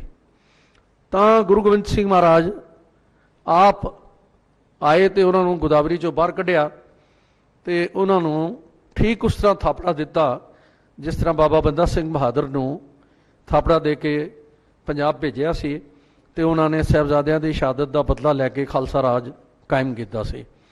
ਤਾਂ ਜੇ ਤੁਸੀਂ ਰਿਕਾਰਡ ਦੇਖੋ ਸਿੱਖ ਕੌਮ ਦਾ 1900 ਦੀ ਮਰਦਮਸ਼ੁਮਾਰੀ ਦੇਖੋ ਤਾਂ ਟੋਟਲ ਸਿੱਖ ਕੌਮ ਦੀ ਗਿਣਤੀ 20 ਲੱਖ ਸਨ 1900 ਦੀ ਸੈਂਸਸ ਦੇ ਵਿੱਚ ਰਿਕਾਰਡਡ ਹੈ।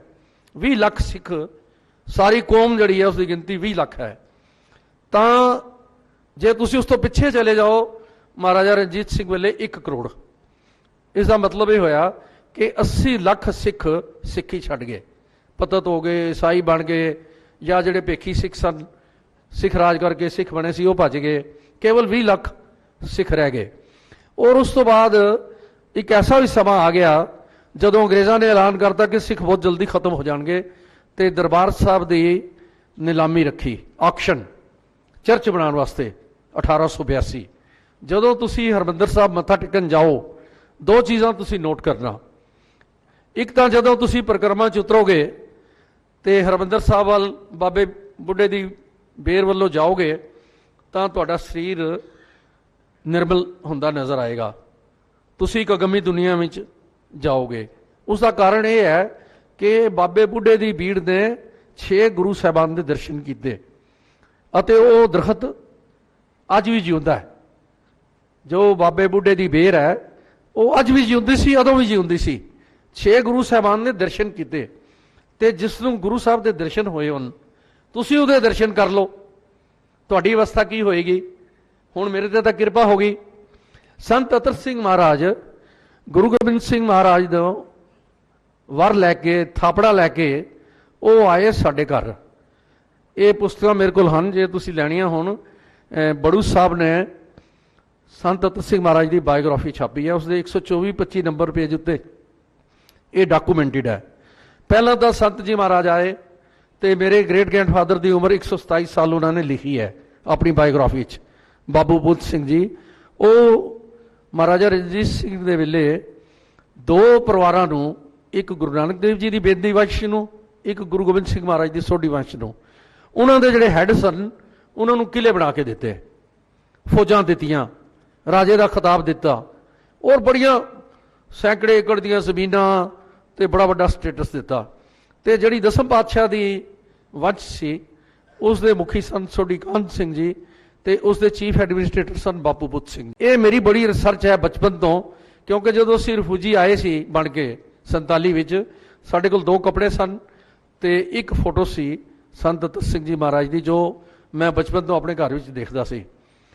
ਤਾਂ ਮੈਂ ਫਿਰ ਇਤਿਹਾਸ ਦਾ ਵਿਦਿਆਰਥੀ ਬਣ ਗਿਆ, ਭਾਵੇਂ ਮੈਂ ਇੰਜੀਨੀਅਰ ਬਣਿਆ ਪੜ੍ਹਾਈ ਦੇ ਪੱਖੋਂ, ਲੇਕਿਨ ਮੈਂ ਇਤਿਹਾਸ ਦਾ ਵਿਦਿਆਰਥੀ ਬਣ ਗਿਆ ਤੇ ਖੋਜ ਕਰਨ ਲੱਗ ਗਿਆ। ਤੇ ਮੈਂ ਤੁਹਾਨੂੰ ਬਹੁਤ ਥੋੜ੍ਹੇ ਸ਼ਬਦਾਂ ਵਿੱਚ ਮੈਂ ਬਖਸ਼ਿਸ਼ ਦੀ ਤੁਹਾਨੂੰ ਗੱਲ ਸੁਣਾਵਾਂਗਾ, ਜਿਸ ਨਾਲ ਤੁਹਾਨੂੰ ਇੰਟਰਨੈਸ਼ਨਲ ਸਿੱਖ ਫੋਰਮ ਦਾ ਮਕਸਦ ਪਤਾ ਲੱਗੇਗਾ ਕਿ ਇਹ ਕਿਸ ਤਰ੍ਹਾਂ ਬਣਿਆ, ਕਿਉਂ ਬਣਿਆ ਤੇ ਕੀ ਕੰਮ ਕਰੇਗਾ। ਦਸਮ ਪਾਤਸ਼ਾਹ ਨੇ ਸੰਤ ਅਤਰ ਸਿੰਘ ਮਹਾਰਾਜ ਨੂੰ ਸਾਡੇ ਘਰ ਭੇਜਿਆ ਸੋਢੀ ਵੰਸ਼ ਦੇ ਸਭ ਤੋਂ ਵੱਡੇ ਅਫਸਰ ਕੋਲ, ਬਾਪੂ ਬੁੱਧ ਸਿੰਘ ਜੀ ਕੋਲ, ਜਿਨ੍ਹਾਂ ਦੀ ਉਮਰ 127 ਸਾਲ ਸੀ। ਪਹਿਲਾਂ ਤਾਂ ਸੰਤ ਜੀ ਮਹਾਰਾਜ ਨੇ ਸਾਡੇ ਘਰ ਦੇ ਬਾਹਰ ਪਹਾੜ ਦੇ ਵਿੱਚ ਇੱਕ ਗੁਫਾ ਸੀ, ਉੱਥੇ ਇੱਕ ਚੌਂਕੜੇ ਵਿੱਚ 1 ਸਾਲ ਵਾਹਿਗੁਰੂ ਦੇ ਨਾਮ ਦਾ ਸਿਮਰਨ ਕੀਤਾ। ਤਾਂ ਫਿਰ ਮੈਨੂੰ ਸਮਝ ਆ ਗਈ ਕਿ ਗੁਰੂ ਗੋਬਿੰਦ ਸਿੰਘ ਜੀ ਮਹਾਰਾਜ ਨੇ ਉਹਨਾਂ ਨੂੰ ਖਾਲੀ ਨਹੀਂ ਭੇਜਿਆ, ਉਹਨਾਂ ਨੂੰ 2 ਚੀਜ਼ਾਂ ਦਿੱਤੀਆਂ। ਇੱਕ ਦਿੱਤੀ ਜੁਗਤ, ਇੱਕ ਦਿੱਤੀ ਸ਼ਕਤੀ। ਸ਼ਕਤੀ ਦਿੱਤੀ ਕਿ ਤੁਸੀਂ ਜਾਓ 1 ਸਾਲ ਵਾਹਿਗੁਰੂ ਵਾਹਿਗੁਰੂ ਕਰਦੇ ਰਹੋ, ਤੇ ਜਦੋਂ ਗੁਫਾ 'ਚੋਂ ਵਾਹਿਗੁਰੂ ਦੇ ਨਾਮ ਦੀ ਆਵਾਜ਼ ਗੂੰਜੇਗੀ, ਲੋਕ ਸੁਣਨਗੇ, ਤੇ ਉਹ ਤੁਹਾਡੇ ਵਿੱਚ ਵਿਸ਼ਵਾਸ ਕਰਕੇ ਤੁਹਾਡੇ ਵਿੱਚ ਸ਼ਰਧਾ ਰੱਖਣਗੇ, ਕਿਉਂਕਿ ਤੁਸੀਂ ਖਾਲਸਾ ਪੰਥ ਦੀ ਪੁਨਰ ਜਾਗਰਤੀ ਤੇ ਟਰਾਂਸਫਰਮੇਸ਼ਨ ਕਰਨੀ ਹੈ। ਖਾਲਸਾ ਪੰਥ ਨੂੰ ਦੁਬਾਰਾ ਸੰਸਾਰ ਵਿੱਚ ਪ੍ਰਗਟ ਕਰਨ ਦੀ ਸ਼ਕਤੀ ਦੇ ਕੇ ਗੁਰੂ ਗੋਬਿੰਦ ਸਿੰਘ ਮਹਾਰਾਜ ਨੇ ਸੰਤ ਅਤਰ ਸਿੰਘ ਜੀ ਮਹਾਰਾਜ ਨੂੰ ਬਲੈਸ ਕਰਕੇ ਭੇਜਿਆ। ਤੇ ਫਿਰ ਉਹਨਾਂ ਨੇ 6 ਮਹੀਨੇ ਦਾ ਚੋਕੜਾ ਲਾਇਆ, ਫਿਰ 3-3 ਮਹੀਨੇ ਦੇ ਚੋਕੜੇ ਲਾਏ। ਤਾਂ ਜਦੋਂ ਸਿਮਰਨ ਕਰਦੇ ਸਨ, ਗੁਫਾ 'ਚੋਂ ਵਾਹਿਗੁਰੂ ਦੇ ਨਾਮ ਦੀ ਆਵਾਜ਼ ਆਉਂਦੀ ਸੀ, ਤਾਂ ਰਾਹਗੀਰ ਸੁਣਦੇ ਸਨ। ਵਾਹਿਗੁਰੂ ਦੇ ਨਾਮ ਦੀ ਆਵਾਜ਼ ਪਹਾੜ ਵਿੱਚ ਗੂੰਜਦੀ ਸੀ, ਬੜੀ ਮਿੱਠੀ ਅਤੇ ਪਿਆਰੀ ਆਵਾਜ਼ ਵਾਹਿਗੁਰੂ ਦੇ ਨਾਮ ਦੀ। ਲੋਕੀ ਸੁਣਨ ਲੱਗੇ। 1 ਦਿਨ, 2 ਦਿਨ, ਹਫ਼ਤਾ, 2 ਹਫ਼ਤੇ, ਮਹੀਨਾ, ਸਾਲ, 2 ਸਾਲ, 3 ਸਾਲ, ਉਹ ਵਾਹਿਗੁਰੂ ਦੇ ਨਾਮ ਦੀ ਆਵਾਜ਼ ਹਜ਼ਾਰਾਂ ਹਿੰਦੂ, ਗੈਰ ਸਿੱਖ ਉਹ ਸੁਣਨ ਤੇ ਜਾਣ, ਗੁਫਾ ਦੇ ਬਾਹਰ ਬੈਠਣ, ਨਮਸਕਾਰ ਕਰਨ ਤੇ ਸਿਮਰਨ ਵਿੱਚ ਲੀਨ ਹੋ ਜਾਣ। ਜਿਹੜੇ ਸਿਮਰਨ ਸੁਣਨ ਜਾਣ, ਉਹ ਸਿਮਰਨ ਰੂਪ ਹੋ ਜਾਣ। ਤੇ ਉਹ ਹੋਇਆ ਕਿ ਹਜ਼ਾਰਾਂ ਦੀ ਗਿਣਤੀ ਵਿੱਚ ਗੈਰ ਸਿੱਖ ਵੀ ਉਹ ਸਿਮਰਨ ਨਾਲ ਜੁੜ ਗਏ ਤੇ ਸੰਤ ਜੀ ਮਹਾਰਾਜ ਦੇ ਸ਼ਰਧਾਲੂ ਬਣ ਗਏ। ਤੇ ਉਹਨਾਂ ਨੂੰ ਸਮਝ ਆ ਗਈ ਕਿ ਇਹ ਤਾਂ ਗੁਰੂ ਦਾ ਹੀ ਰੂਪ ਹੈ, ਇਹ ਤੇ ਗੁਰੂ ਨਾਨਕ ਸਾਹਿਬ ਦਾ ਰੂਪ ਹੈ। ਤੇ ਗੁਰੂ ਨਾਨਕ ਸਾਹਿਬ ਨੇ ਆਪ ਹੀ ਕਿਰਪਾ ਕਰਤੀ, ਸਾਨੂੰ ਗੁਰੂ ਨਾਨਕ ਨਾਲ ਜੋੜਦਾ, ਸਾਨੂੰ ਦਰਸ਼ਨ ਕਰਵਾ ਦਿੱਤੇ। ਜਦੋਂ ਉਹਨਾਂ ਦਾ ਸਿਮਰਨ ਦਾ ਸਮਾਂ ਪੂਰਾ ਹੋਇਆ, ਤਾਂ ਫਿਰ ਦਸਮ ਪਾਤਸ਼ਾਹ ਦੀ ਜੋ ਜੁਗਤ ਸੀ ਕਿ ਖਾਲਸਾ ਪੰਥ ਨੂੰ ਕਿਸ ਤਰ੍ਹਾਂ ਟਰਾਂਸਫਾਰਮ ਕਰੋਗੇ, ਕਿਸ ਤਰ੍ਹਾਂ ਪੁਨਰ ਜਾਗਰਤ ਕਰੋਗੇ, ਕਿਸ ਤਰ੍ਹਾਂ ਸਾਡੀ ਕੌਮ ਦੀ ਗਿਣਤੀ ਵਧੇਗੀ, ਉਸ ਦੀ ਇੰਪਲੀਮੈਂਟੇਸ਼ਨ ਲਈ ਉਹਨਾਂ ਨੇ ਪਹਿਲੀ ਮੀਟਿੰਗ ਕੀਤੀ ਬਾਪੂ ਬੁੱਧ ਸਿੰਘ ਜੀ ਨਾਲ। ਕਿਉਂਕਿ ਬਾਪੂ ਬੁੱਧ ਸਿੰਘ ਜੀ ਵੀ ਬਹੁਤ ਪਹੁੰਚੀ ਹੋਈ ਹਸਤੀ ਸਨ। ਤਾਂ ਦੋਨਾਂ ਨੇ ਸਲਾਹ ਕਰਕੇ ਇਹ ਕਿਹਾ ਕਿ ਜੇ ਗੈਰ ਸਿੱਖ ਬਣਨਗੇ ਤਾਂ ਸਿੱਖਾਂ ਦੀ ਗਿਣਤੀ ਵਧੇ। ਸਿੱਖ ਤੇ 20 ਲੱਖ ਹੀ ਨੇ। ਤਾਂ ਇਹ ਹੋਈ ਮੀਟਿੰਗ 1896 ਵਿੱਚ ਸਾਡੇ ਘਰ।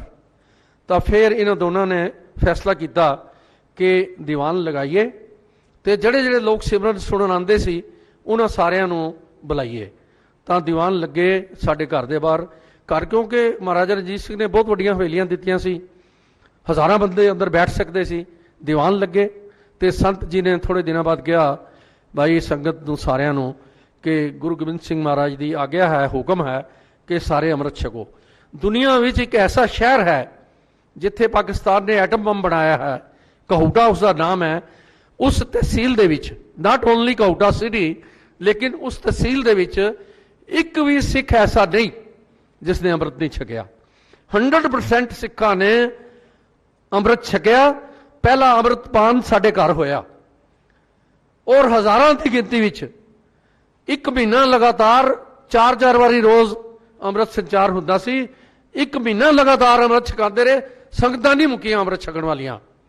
ਔਰ 15 ਲੱਖ ਦੇ ਕਰੀਬ ਪ੍ਰਾਣੀਆਂ ਨੂੰ ਸੰਤ ਅਤਰ ਸਿੰਘ ਮਹਾਰਾਜ ਨੇ ਇਕੱਲਿਆਂ ਆਪ ਖੰਡੇ ਬਾਟੇ ਦਾ ਅੰਮ੍ਰਿਤ ਛਕਾਇਆ, ਉਸ ਮਰਿਆਦਾ ਨਾਲ ਛਕਾਇਆ ਜੋ ਦਸਮ ਪਾਤਸ਼ਾਹ ਨੇ ਤਖਤ ਸ੍ਰੀ ਕੇਸਗੜ੍ਹ ਸਾਹਿਬ ਵਿਖੇ 5 ਪਿਆਰਿਆਂ ਦੀ ਸਾਜਨਾ ਕਰਨ ਸਮੇਂ ਅੰਮ੍ਰਿਤ ਦੀ ਮਰਿਆਦਾ ਬੱਝੀ ਸੀ। ਕੋਈ ਆਪਣੀ ਮਰਿਆਦਾ ਨਹੀਂ ਬਣਾਈ, ਦਸਮ ਪਾਤਸ਼ਾਹ ਦੀ ਉਹ ਮਰਿਆਦਾ ਜੋ ਉਹਨਾਂ ਨੇ ਆਪ ਸਮਝਾ ਕੇ ਭੇਜੀ ਸੀ। 15 ਲੱਖ ਨੂੰ ਅੰਮ੍ਰਿਤ ਛਕਾਉਣਾ ਇਸ ਧਰਤੀ ਉੱਤੇ ਇੱਕ ਚਮਤਕਾਰ ਹੋਇਆ।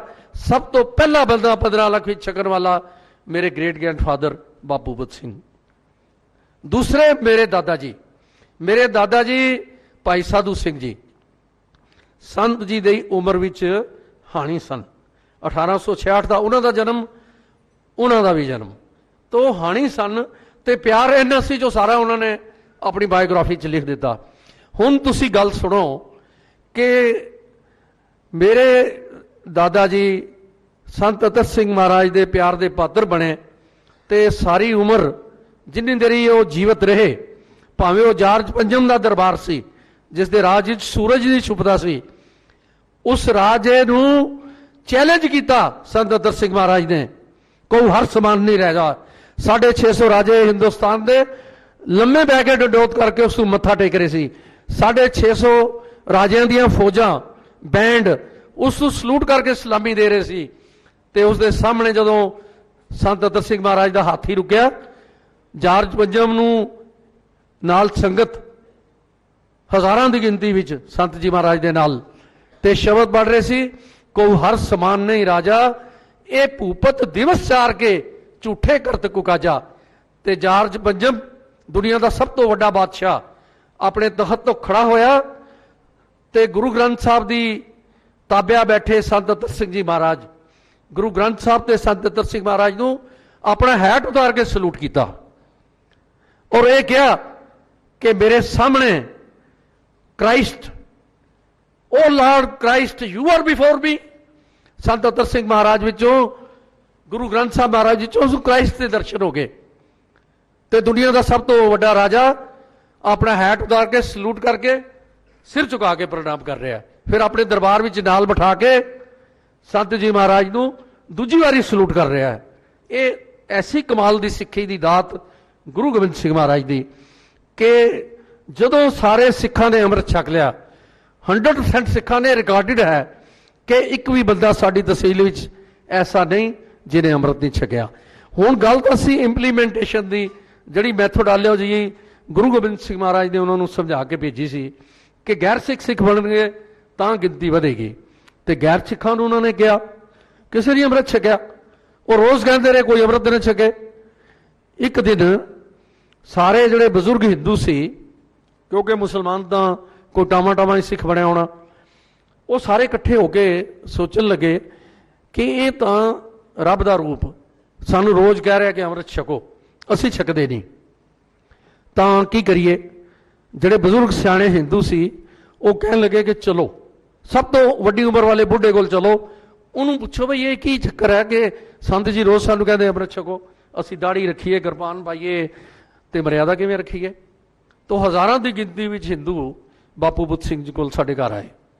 ਇਹ ਸਾਰੀ ਲਿਖੀ ਹੋਈ ਹੈ, ਡਾਕੂਮੈਂਟਡ ਹੈ ਬਾਇਓਗ੍ਰਾਫੀ, ਜਿਹੜੀ ਲੱਖਾਂ ਦੀ ਗਿਣਤੀ ਵਿੱਚ ਛਪੀ ਹੈ। ਪੰਜਾਬ ਸਰਕਾਰ ਵੀ ਛਾਪਦੀ ਹੈ, ਬੜੂ ਸਾਹਿਬ ਵਾਲੇ ਵੀ ਛਾਪ ਰਹੇ ਨੇ ਲੱਖਾਂ ਦੀ ਗਿਣਤੀ ਵਿੱਚ। ਤਾਂ ਬਾਪੂ ਬੁੱਧ ਸਿੰਘ ਜੀ ਕੋਲ ਆਏ ਤੇ ਕਹਿੰਦੇ ਜੀ ਇਹ ਸਾਨੂੰ ਰੋਜ਼ ਸੰਤ ਜੀ ਕਹਿੰਦੇ ਨੇ ਅੰਮ੍ਰਿਤ ਛਕੋ ਤੇ ਦੱਸੋ ਇਹ ਠੀਕ ਹੈ ਗੱਲ। ਤੇ ਬਾਪੂ ਜੀ ਵੀ ਬੜੇ ਪਹੁੰਚੇ ਹੋਏ ਸੀ 127 ਸਾਲ ਦੀ ਅਵਸਥਾ ਵਿੱਚ। ਉਹਨਾਂ ਨੇ ਕਿਹਾ ਅੰਤਰ ਧਿਆਨ ਹੋਏ ਤੇ ਉਹਨਾਂ ਨੇ ਬਚਨ ਕੀਤਾ ਬਈ ਤੁਸੀਂ ਕੱਲ ਆਓ। ਅਗਲੇ ਦਿਨ ਸਾਰਾ ਸ਼ਹਿਰ, ਸਾਰੇ ਹਿੰਦੂ ਇਲਾਕੇ ਦੇ ਹਜ਼ਾਰਾਂ ਦੀ ਗਿਣਤੀ ਵਿੱਚ ਸਾਡੇ ਘਰ ਆਏ ਤੇ ਬਾਪੂ ਜੀ ਨੇ ਗੀਤਾ ਦਾ ਪ੍ਰਕਾਸ਼ ਕਰ ਲਿਆ ਤੇ ਗੀਤਾ ਸੁਣਾਈ ਉਹਨਾਂ ਨੂੰ। ਤੁਸੀਂ ਯਕੀਨ ਕਰੋਗੇ, ਗੀਤਾ ਸੁਣੀ ਹਿੰਦੂਆਂ ਨੇ ਤੇ ਸਾਰਿਆਂ ਨੇ ਅੰਮ੍ਰਿਤ ਛਕ ਲਿਆ। ਇਹ ਇੱਕ ਐਸੀ ਕਰਾਮਾਤ ਇਸ ਧਰਤੀ ਉੱਤੇ ਹੋਈ, ਦਸਮ ਪਾਤਸ਼ਾਹ ਦੀ ਬਖਸ਼ਿਸ਼ ਵਿੱਚੋਂ ਪੈਦਾ ਹੋਈ ਕਿ ਹਿੰਦੂ ਸਿੱਖ ਬਣਨੇ ਸ਼ੁਰੂ ਹੋ ਗਏ। ਇੱਕ ਦਿਨ ਐਸਾ ਆਇਆ, ਇਹ 24 ਦਸੰਬਰ 1914, ਹਿੰਦੁਸਤਾਨ ਦੇ ਹਿੰਦੂ ਰਾਜੇ ਇਕੱਠੇ ਹੋਏ ਕਾਂਸ਼ੀ ਵਿੱਚ ਤੇ ਫੈਸਲਾ ਕੀਤਾ ਕਿ ਹਿੰਦੂ ਯੂਨੀਵਰਸਿਟੀ ਬਣਾਓ ਬਨਾਰਸ ਵਿੱਚ। ਤੇ ਦੂਜਾ ਫੈਸਲਾ ਕੀ ਹੋਇਆ ਕਿ ਇਸ ਯੂਨੀਵਰਸਿਟੀ ਦੀ ਬੁਨਿਆਦ ਸ੍ਰੀਮਾਨ ਸੰਤ ਅਤਰ ਸਿੰਘ ਜੀ ਮਹਾਰਾਜ ਤੋਂ ਰਖਾਓ।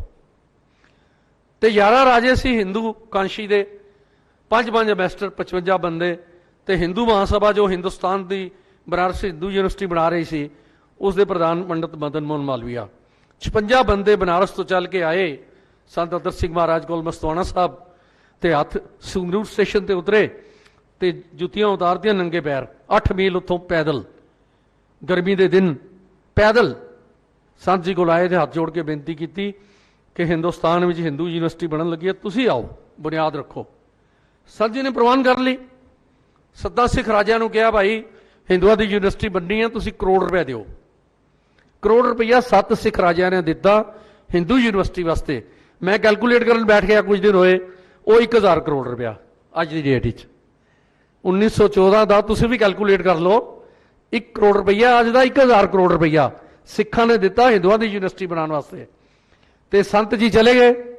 7 ਹਿੰਦੂ ਰਾਜੇ ਸਟੇਸ਼ਨ ਤੇ ਸੰਤ ਜੀ ਦਾ ਸਵਾਗਤ ਕਰਨ ਆਏ ਬਨਾਰਸ ਸਟੇਸ਼ਨ ਤੇ, ਤੇ ਉਹਨਾਂ ਦੇ ਸਿਰ ਦੇ ਉੱਤੇ ਸਤਿਗੁਰੂ ਜੀ ਦਾ ਸਰੂਪ, ਤੇ ਸਟੇਸ਼ਨ ਤੋਂ ਯੂਨੀਵਰਸਿਟੀ ਦੀ ਸਾਈਡ ਤੱਕ ਸਾਰੀ ਸੜਕ ਗੁਲਾਬ ਦੇ ਫੁੱਲ ਵਿਛਾਏ ਹੋਏ, ਫੁੱਲਾਂ ਨਾਲ ਸਜਾਈ ਹੋਈ, ਸ਼ਾਹੀ ਸ਼ਾਮਿਆਨੇ ਲੱਗੇ ਹੋਏ ਰਾਜਿਆਂ ਨੇ।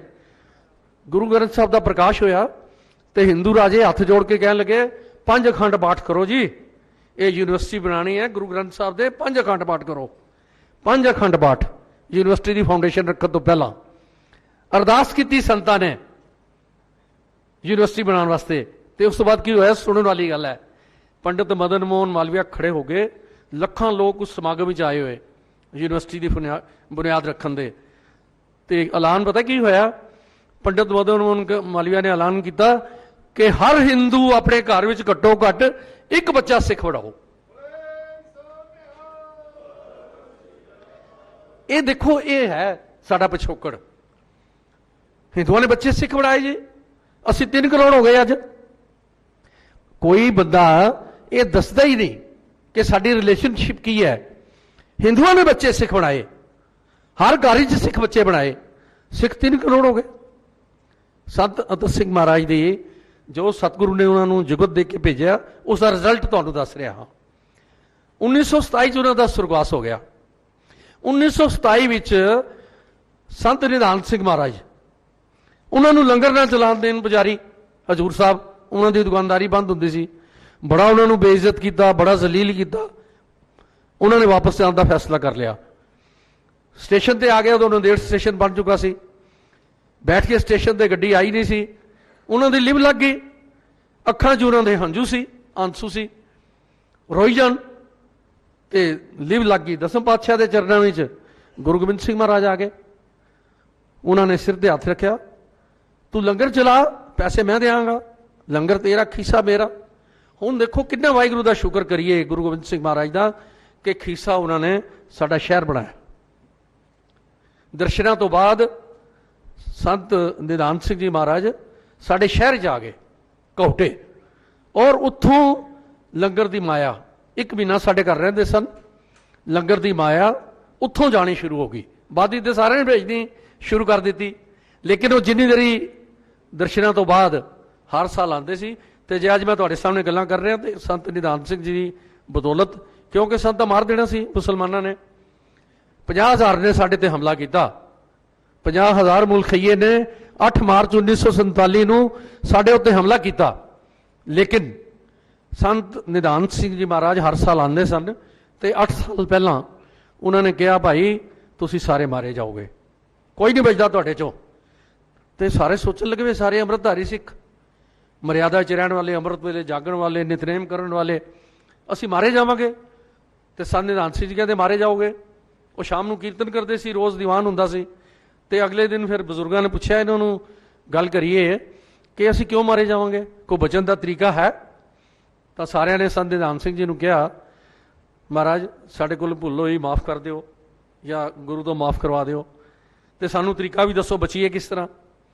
ਤਾਂ ਫਿਰ ਸੰਤ ਨਿਧਾਨ ਸਿੰਘ ਜੀ ਕਹਿੰਦੇ ਬਈ ਇੱਕ ਬੁਲਟ ਪ੍ਰੂਫ ਗੁਰਦੁਆਰਾ ਬਣਾਓ, ਹਮਲਾ ਤੁਹਾਡੇ ਤੇ ਹੋਏਗਾ, 50,000 ਬੰਦੇ ਆਣਗੇ ਮਾਰਨ ਤੁਹਾਨੂੰ, ਤੁਹਾਡੇ ਘਰ ਪਹਿਲਾਂ ਸਾੜਨਗੇ, ਤੇ ਤੁਸੀਂ ਜਦੋਂ ਤੁਹਾਡੇ ਘਰ ਸਾੜਨਗੇ ਤੁਸੀਂ ਉਸ ਗੁਰਦੁਆਰੇ 'ਚ ਆ ਜਾਓ ਜਿਹੜਾ ਬੁਲਟ ਪ੍ਰੂਫ ਬਣੇਗਾ, ਕਿਉਂਕਿ ਉਹਨਾਂ ਤੁਹਾਡੇ ਤੇ ਬੰਬ ਸੁੱਟਦੇ ਨੇ, ਗੋਲੀਆਂ ਚਲਾਣੀਆਂ, ਤੇ ਜੇ ਬੁਲਟ ਪ੍ਰੂਫ ਗੁਰਦੁਆਰਾ ਹੋਏਗਾ ਤੁਸੀਂ ਬਚ ਜਾਓਗੇ। ਅਸੀਂ ਬੁਲਟ ਪ੍ਰੂਫ ਗੁਰਦੁਆਰਾ ਬਣਾ ਲਿਆ ਜੀ, ਅੱਜ ਵੀ ਹੈਗਾ। ਸੰਤ ਜੀ ਮਹਾਰਾਜ ਨੇ ਜਿਸ ਤਰ੍ਹਾਂ ਕੀਤੀ ਸੀ ਆ ਗਿਆ, ਉਹ 50,000 ਬੰਦਾ ਮੁਲਖਈਆ ਇਹ ਹਥਿਆਰ ਲਾ ਕੇ ਅੱਗ ਦਾ ਸਮਾਨ ਲੈ ਕੇ ਆ ਗਿਆ ਜੀ। ਜਿੱਥੋਂ ਸ਼ੁਰੂ ਹੁੰਦਾ ਸੀ ਸਾਡਾ ਸ਼ਹਿਰ, ਉੱਥੇ ਇੱਕ ਮਾਤਾ ਰਹਿੰਦੀ ਸੀ, ਉਸਦੇ 3 ਬੱਚੇ ਆਰਮੀ ਵਿੱਚ, ਕੋਈ ਮੇਜਰ ਜਨਰਲ ਬਣ ਗਿਆ, ਕੋਈ ਬ੍ਰਿਗੇਡੀਅਰ ਫੌਜ ਵਿੱਚ, ਤੇ ਉਹਦੇ ਘਰ ਪਿਆ ਸੀ ਅਸਲਾ।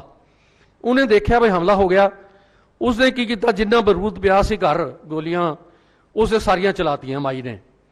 ਜਦੋਂ ਗੋਲੀਆਂ ਚੱਲੀਆਂ ਤੇ ਆਵਾਜ਼ ਆ ਗਈ, ਸਾਨੂੰ ਪਤਾ ਲੱਗ ਗਿਆ ਕਿ ਹਮਲਾ ਹੋ ਗਿਆ, ਤੇ ਅਸੀਂ ਸਾਰੇ ਉਹ ਬੁਲਟ ਪ੍ਰੂਫ ਗੁਰਦੁਆਰੇ 'ਚ ਆ ਗਏ, ਸਾਡੇ ਘਰ ਤਾਂ ਸਾਰੇ ਸੜ ਦਿੱਤੇ ਉਹਨਾਂ ਨੇ। ਅਸੀਂ ਮੁਕਾਬਲਾ ਵੀ ਕੀਤਾ, ਸਾਡੇ 13 ਸਿੰਘ ਵੀ ਸ਼ਹੀਦ ਹੋਏ, ਲੇਕਿਨ ਅਸੀਂ ਬਚ ਗਏ। ਗੁਰਖਾ ਮਿਲਟਰੀ ਸਾਨੂੰ ਬਚਾ ਕੇ ਇੱਥੇ ਲੈ ਆਈ, ਤੇ ਸੰਤ ਅਤਰ ਸਿੰਘ ਮਹਾਰਾਜ ਨੂੰ ਯਾਦ ਕਰਦੇ ਉਹਨਾਂ ਦੀ ਤਸਵੀਰ ਵੀ ਨਾਲ ਲੈ ਆਏ। ਤੋ ਤੀਜੇ ਹੋ ਗਏ ਜੀ ਭਾਈ ਸਾਹਿਬ ਭਾਈ ਰਣਧੀਰ ਸਿੰਘ ਜੀ, ਅਖੰਡ ਕੀਰਤਨੀ ਜਥੇ ਵਾਲੇ।